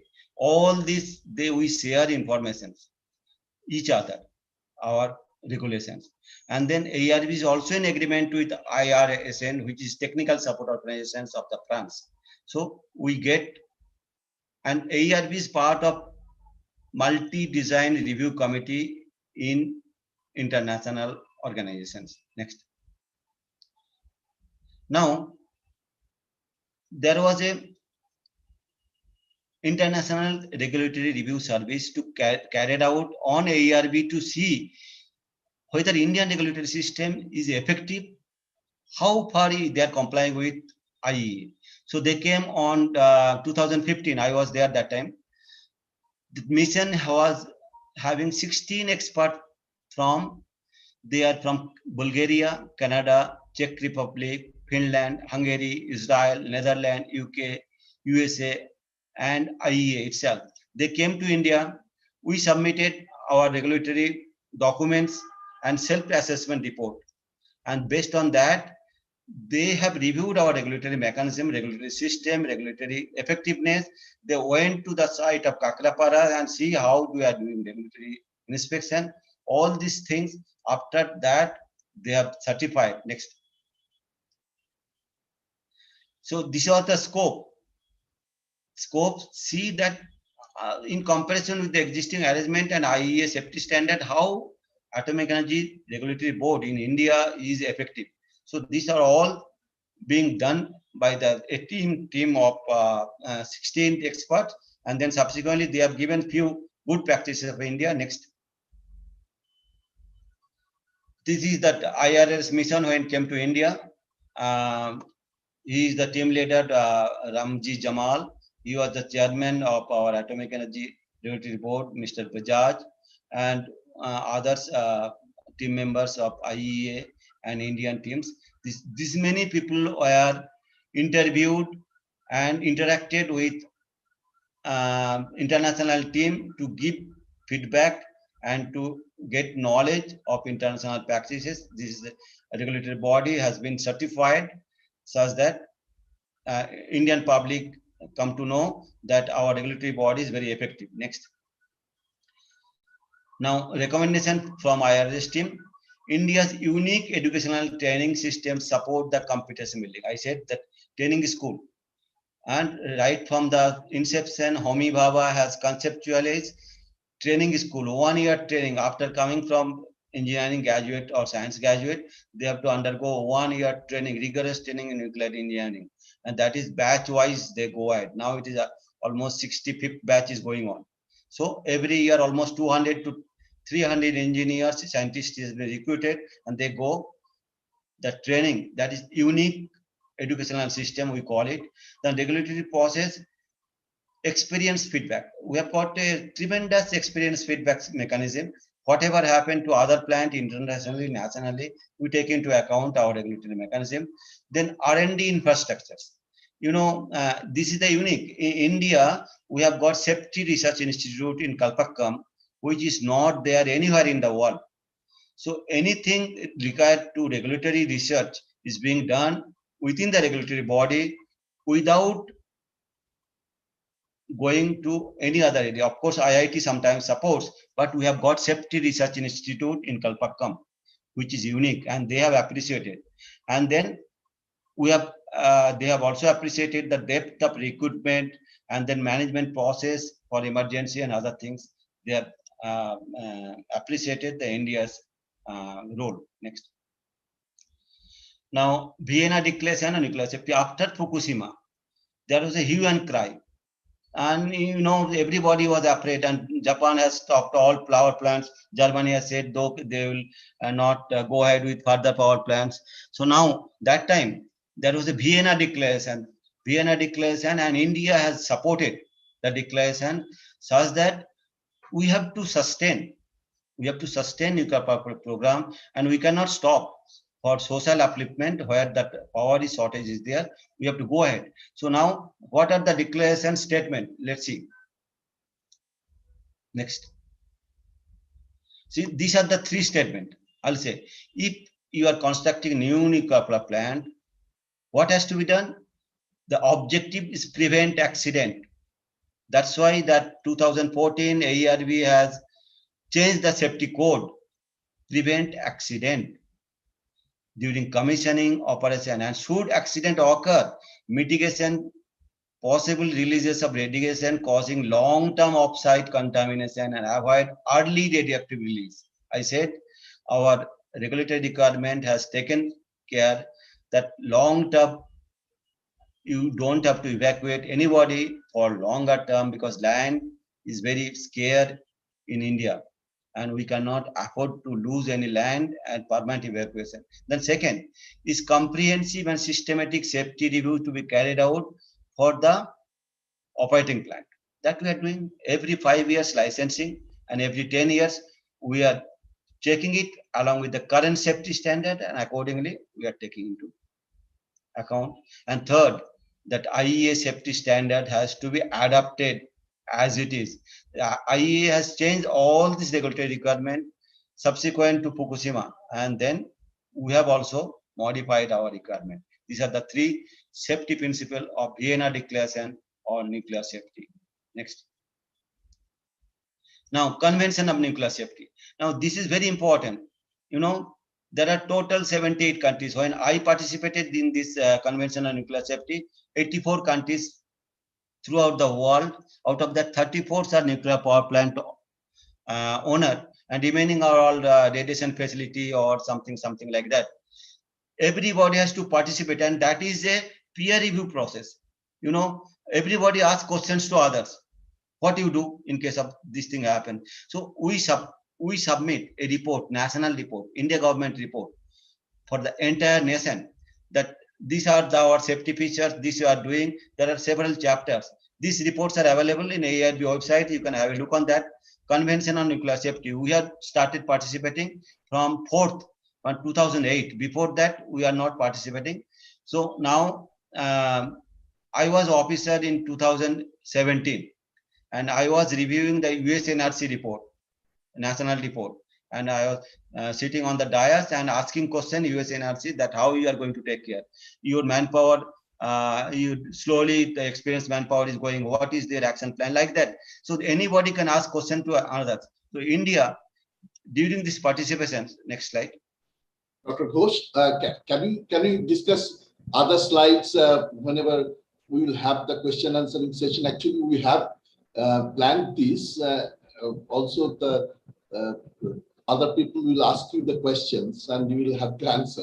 So we'll have to finish it within 2. So can you just, if you just conclude the slides, and we can come to the questions, and you can answer the questions by going to... Just quickly, I will finish. That is not much slides. I'll quickly finish. Please. Okay. So India has participated in the CNS meeting. Next slide. So this is the CNS meeting going on. This is Chairman AIRB, Vice Chairman AIRB, Technical Directors, IEA body, and then all other Indian participants. And India received 224 questions, and India posted 175 questions to others. So these are the way of safety review goes on for nuclear power plant internationally. Next. So incident, IENA scale. So that is a scale of 7 scale. I'll show you afterwards. And then India is participating, and they are also communicating. And India, so far, we have got only one incident in Mayapuri, I said, that is level 4. Next. In case of accident, this CLND, Civil Liability Nuclear Damage Act, has been passed in 2010. So the operator has to pay to the public. This has come into effect in 2011. Next. Next. Now I said that 7 scale, 1, 2, 3, 4, 5, 6, 7, 7 scale. Now 4th means up to 3 is incident, 4th is accident. So one India, I said 1/4 event, the Mayapuri incident, because the one fellow is died. Otherwise, there is no incident in India. It's below all are within the capability of emergency management. Next. Yeah, these are the, I said, planned state. Normal operation, anticipated, design basis, DBA, then design extension condition, there are 2, deck A, deck B, and then practically eliminated is large radioactive release. So that is practically eliminated. Next. Now, before you construct a nuclear power plant, environmental survey lab is being built at the site to take care of all emergency and measure. We have got a decision support system during emergency and normal operation. Next. And dose limit. Now, for occupational worker, we give 20 millisievert per year. For public, it is 1 millisievert, 1/20th of the occupational worker. And whatever you are getting in next slides, I'll show you. It is 40% you are getting from natural background. Next. Now, see radiation dose, whatever I explained earlier, this 1 millisievert or less we are getting for nuclear power plant operation public, and for DBA, 20 millisievert is allowed, that nothing will happen. And then severe accident occurrence is 10 to the -6 per reactor year, has to be demonstrated by probabilistic and deterministic safety analysis. Next. So accident condition, as again I am reiterating, no necessity for protective measures in public domain for DBA, and design extension condition, it should be limited time and zone. Next. This is the zone classification already I have explained. This is 1.6 kilometer. And here, next, you go ahead. Next. So these are all radiation dose you are getting at home, not from nuclear power plant regularly. Don't be scared for nuclear radiation dose. You are getting every day 2.4 millisievert per year. Don't get scared. It is beneficial for you. Next. Now, what is the life-threatening dose? Is 3000 millisievert. And what is the public dose? A brick. This is Eiffel Tower. So we are at the brick level, public. And radiation, a man is having 1.7 meters. So that is the occupational worker. Occupational worker is a 20 millisievert. So there is no effect till this building. No symptoms of temporary changes in blood up to the building level. So now 3000 is very, very high for life threatening. So don't get scared that nuclear accident happened. I'm getting a lot of doses. Nothing. Next. So now, nevertheless, what we talked about is necessary to develop emergency preparedness as a abundant precautions for public to be assured that it is in place. Next. Now for that, we are regularly monitoring. When Fukushima happened, Chernobyl happened, there was a monitors available and we are getting the data in AERB and NDMA. We are getting 540 monitors are placed at different places. So we are regularly monitoring the radiation dose across India. Next. There is an emergency control room to help you. If anything happens, you just dial that 24/7. This phone number is given. You can test it. And additionally is being done by NPCIL AERB. Next. Now, emergency response center. Who will help? Public. These are the emergency, 25 emergency response centers, and that is manned by DAE. They are the technical expert. They will be available at very short notice at any places you see across the country. So no need to worry. We are safe. Public is safe. India cannot afford to have any emergency or accident. Next. Thanks for your. Thank you, Professor Dr. Ghosh.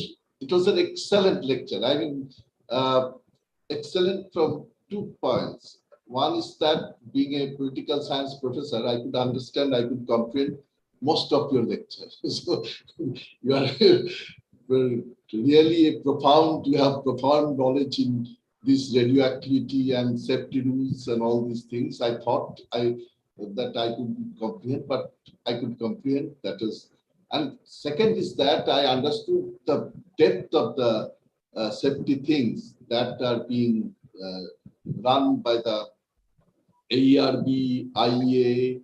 So that way you have made us understand all these nuances of the safety code, safety guidelines, safety rules, 1, 2, 3, 4 levels. So it was excellent presentation, and I understand that it is an extensive thing. So you will have to tell. There are many things to tell. I didn't have any other intention. Some other people may have already developed some questions. That's why I asked you. Anyway, the floor is open. Thank you, Professor Ghosh, Dr. Ghosh.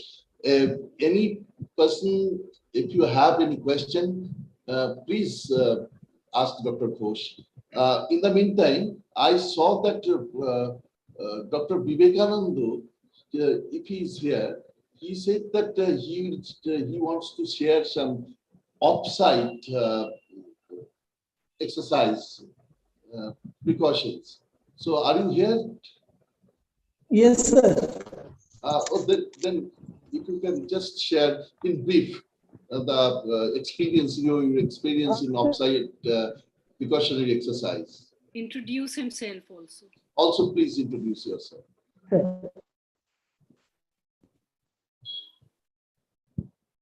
Sir मैं विवेकानंद मैं पाली जिला में district management officer बतौर में काम करता हूं अभी। तो तारापुर एटॉमिक पावर स्टेशन हमारे ही डिस्ट्रिक्ट में आता है।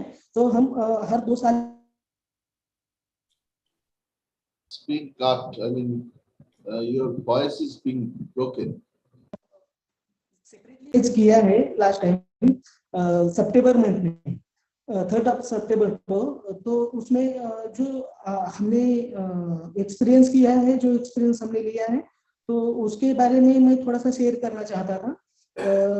ये जो ICCR का जो एक्सरसाइज है, integrated command control and response offsite emergency exercise, sir हमारे तारापुर एटॉमिक पावर स्टेशन से जो 16 किलोमीटर के दायरे में जो गांव आते हैं, उसके ये जो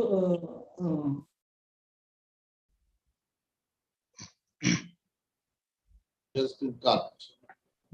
You can write and send. You can write and send, Dr. Vivekanand. We can't hear you. Any other question? Your voice is being broken and we can't hear you. So if you just write it and post it in the chat box, it will be good, it will be excellent. If you kindly do that, take that lever, take that pen to put it in the chat box. Yes, sir. Any other person asking a question? Robin, if you allow me, I'm Nivedita. Please. Is Nivedita Haran. Is Dr. Sujoy there? Sujay Ghosh. Sujay Ghosh there? Is he there? I can't see him. Dr. Ghosh is must be here.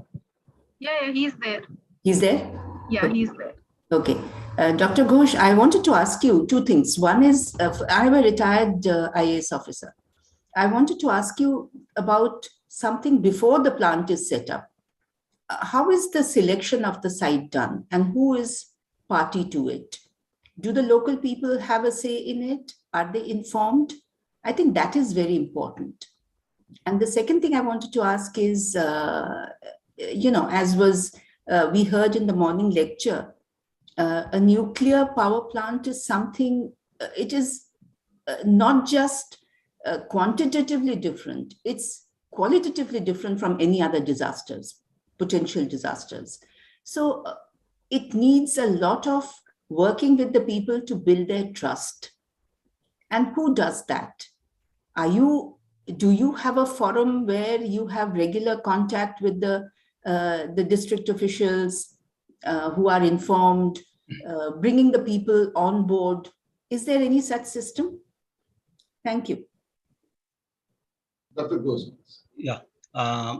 Regarding the first question, the site selection is done by Government of India. There is a committee and it includes NPCIL, AERB, DAE, and other, I will say, stakeholders like Ministry of Environmental. So many people are there. They go on searching sites because it has to be low population area, certain criteria they follow, and that has to be in coastal side, abundant water, or low seismic zone, like that. So many criteria. And then after that, there is a public hearing. Public hearing takes place, and there Atomic Energy Regulatory Board has no role. The public hearing takes place. NPCIL, those who are going to set up the nuclear power plant, they carry out. So based on that, they take the feedback and accordingly they submit report to regulatory body. That is the first question, say your answer. Second one, you said that trust. Yeah, this is very important aspects. So public awareness program is being done regularly by DAE, NPCIL, nearby areas, and NDMA also has taken up public awareness programs, and we are actually going and giving training in different airport, seaport, and different areas, including our National Disaster Management Forces, giving training how to handle the regulatory emergency, the radiation emergency, and other aspects. So this awareness programs is now it will be increased further, because radiation, I said, it cannot be seen. It's scary. People are not knowing what is happening. So with the awareness programs, and then district collectors have also been asked to carry out awareness program in their areas. So this is also being practiced. Any other question? Achha, if any other person doesn't have any question, I have certain curiosity, Dr. Ghosh. You know, we are dealing with some, vitiated environment of neighborhood countries. So if anything happens, I don't think it will happen, but you have told about 1 meter containment, steel containment is there. But how to identify that some missile has been thrown, has been launched, and it will be coming to the site, nuclear power plant, and it may just explode. What is the way to identify that this will happen? This is a defense questions you have asked actually. You know India that way very well prepared. We have got anti-missile devices installed at different places. So you cannot just afford to have, and not only that, we have got an agreement. Even I am talking about openly, Pakistan, along with Pakistan, we share our nuclear sites. We share the information, they also share. So that is a international cooperation. So we that is also being practiced. And not only that, accident anywhere, the accident everywhere. That is known by all the educated community at least. So it should not happen. But terrorist attack, you cannot say it like that. But I said that aircraft crash also has been demonstrated theoretically that it will take care.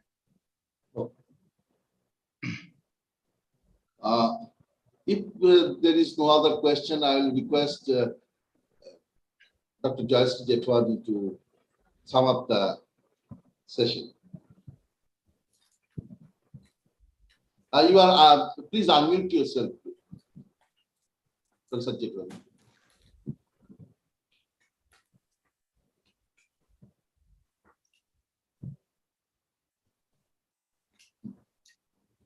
So a very good afternoon to all of you.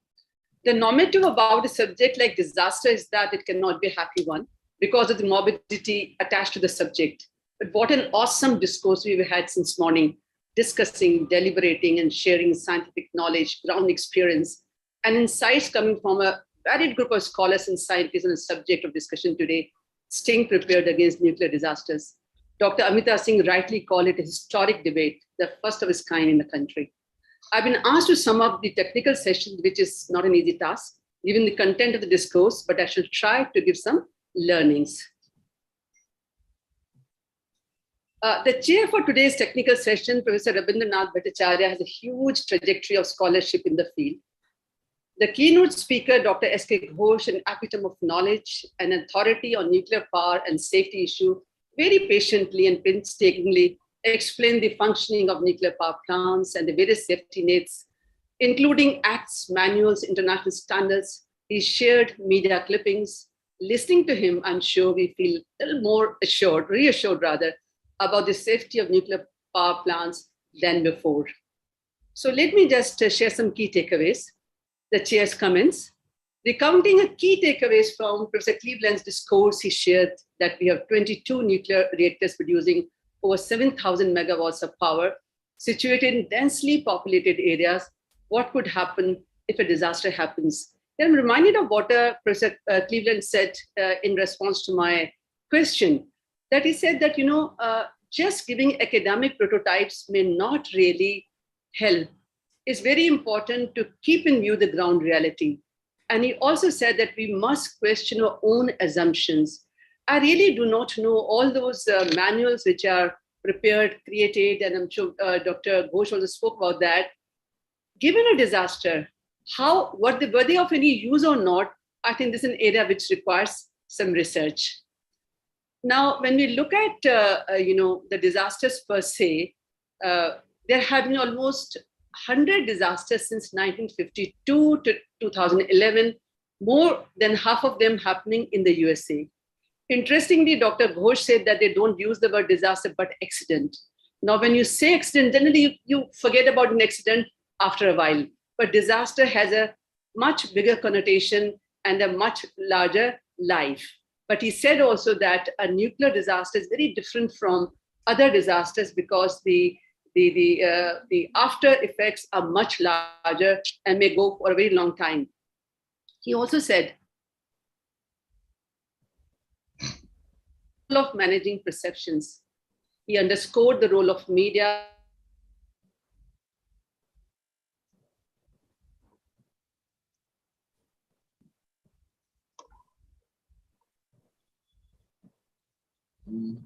We can't hear you. rules, safety guides, safety manuals, technical documents, etc.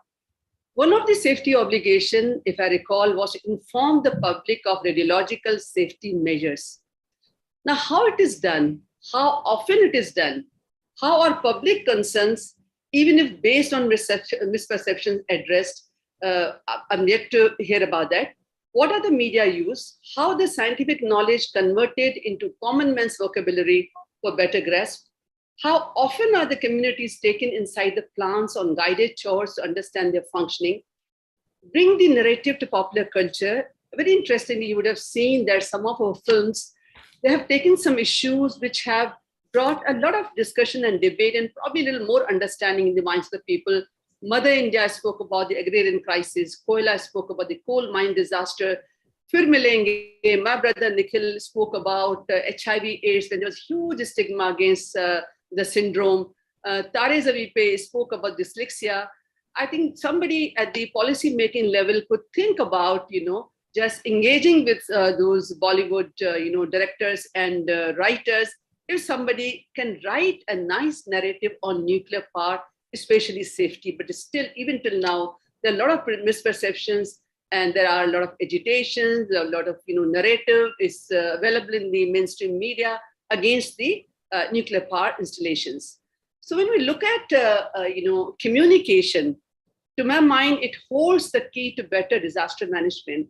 When a disaster happens, I don't think you can take back the clock. You can only manage a disaster. You cannot really, change the situation. And today, more than 4.62 billion people have access to social media. More than 30,000 hours of video is uploaded on YouTube every hour. 30,000 hours every hour. Everybody who thinks that he has something to say is posting videos, posting narrative, which is something which we have to take into account. India, we have more than 1 lakh newspapers and publications and more than 400 news channels who are giving news 24/7, repeating the same thing again and again because they don't produce more than 7 to 8 hours. So when the news is good, it may not be repeated. When the news is bad, bad makes better news with the media. So there's a huge amount of also user-generated content available on the media, which we have to keep it in mind. And almost everybody has, a phone, a mobile, which has a camera. So you see, when a disaster happens, before even the mainstream media or the authorities are able to reach, you find there are a huge number of, videos already on the social media platforms. So these are the issues which the nuclear power authorities have to keep it in mind, because there has been a huge paradigm shift because of the media bandwidth, which has really increased. And there was a time we thought that mainstream media was the one which was an opinion maker, was a kind of a gatekeeper. But now you find, millions of social media influencers who have more following than probably some of the newspapers and news channels. So what is that we need to do? I thought I'll take the opportunity to say, because we looked at the Fukushima disaster and the various processes and the aftermath of that from Professor Cleveland. Professor Sujay Ghosh has spoken about very, very painstakingly about how safe these are, the processes. But communication is something which has to be a very important part of disaster management. And to my mind, intent versus public interest. He also spoke, even Cleveland spoke about that, when a disaster happens, you find that there's a little lack of transparency, that the communication does not come forthcoming, and you generally find the intent of the authorities for whatever reasons. Maybe they do not want to create a panic, maybe they do not want to create, they may have their own kind of, fears or agenda. But public interest has to be supreme in times of disasters, and often you find this asymmetrical. So what do you do when something like this happens? Because honesty is very important. You have your websites, the nuclear power plants have, the ministry has, all the authority, the NEMA has. So if you keep your website brimming with information during all stages of disaster, a lot of misperceptions can be addressed. One of the researches which I conducted a few years ago, reflected that in the case of a crisis or disaster, the first thing which the media does is to go to the social media, but also visit the sites of the concerned organizations and the ministries. So in case we are updated, if you have some videos or some, piece to camera, the top guy speaks, and you would find with the kind of media landscape we have, you would find a lot what you, upload on your sites would appear in the mainstream media also. Then the importance of the spokesperson, the first few minutes, first few hours of a disaster happening is very important. Avoiding, evading does not really happen. Disaster time is not business as usual, which you have to understand. Take people along, take communities along, take media on board, and you would find that a lot which you need not handle can be handled by other authorities, other stakeholders. So with this, because we're also running short of time, so before I propose a vote of thanks, let me share what Albert Einstein said of nuclear power. I quote, "The release of atomic power has changed everything except a way of thinking. The solution to this problem lies in the heart of mankind. If only I had known, I should have become a watchmaker and not a scientist," unquote. So now I have the pleasant duty of, proposing a vote of thanks. Many institutions and people have made this possible. My heartfelt thanks to NEPSIPEC, NDMA, Institute of Social Sciences, Miranda House, NDRG, the entire organizing committee, keynote speakers, chairs to both the sessions, and most importantly, the participants and all those who have asked questions or posted questions. A special mention is due to Professor George Matthews, President of ISS, and Professor Amita Singh, the moving spirit behind NDRG and this seminar. We close with the hope that there would be many more such programs in future. So with this, I request Amita Singh to formally close the workshop today. Thank you.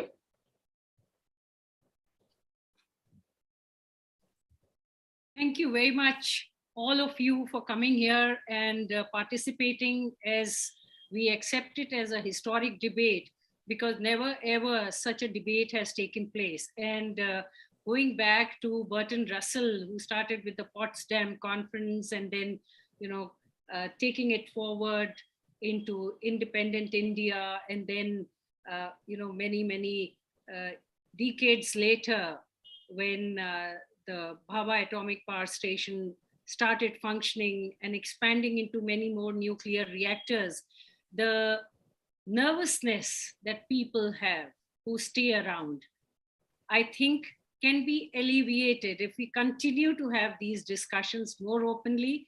And as Jayashree said, that this need to go on the NDMA website. The top guy should put up a video, or something. Dr. Ghosh should be speaking for 1.5 to 2 minutes to, answer some of these questions, which can go a long way in getting the community trust and taking the country forward in togetherness. Thank you very much. And with this, we close this one-day session. This is the first session because we need to take the second installment in the coming weeks. And that would be basically focusing only on what to do when the accident or the disaster actually occurs, and how to disseminate with the community and take it forward beyond the educated classes to those who are not educated. So that would be our next step. Thank you very much. Dr. Sujay Ghosh, brilliant, very clear, and absolutely straight into our heads, which is I'm sure is a great enterprise coming from you. And Dr. and Mr. Kamal Kishore ji, Member Secretary, NDMA, thank you very much for helping out in keeping all of us together on the same platform. And not to forget Dr. Cleveland, who initiated many areas which we had never known. And now we have many areas to cover in our research in times to come. Thank you all for the participants, for those who asked the questions and created an environment of free communication. Thank you very much. Thank you. Bye-bye. Thank you.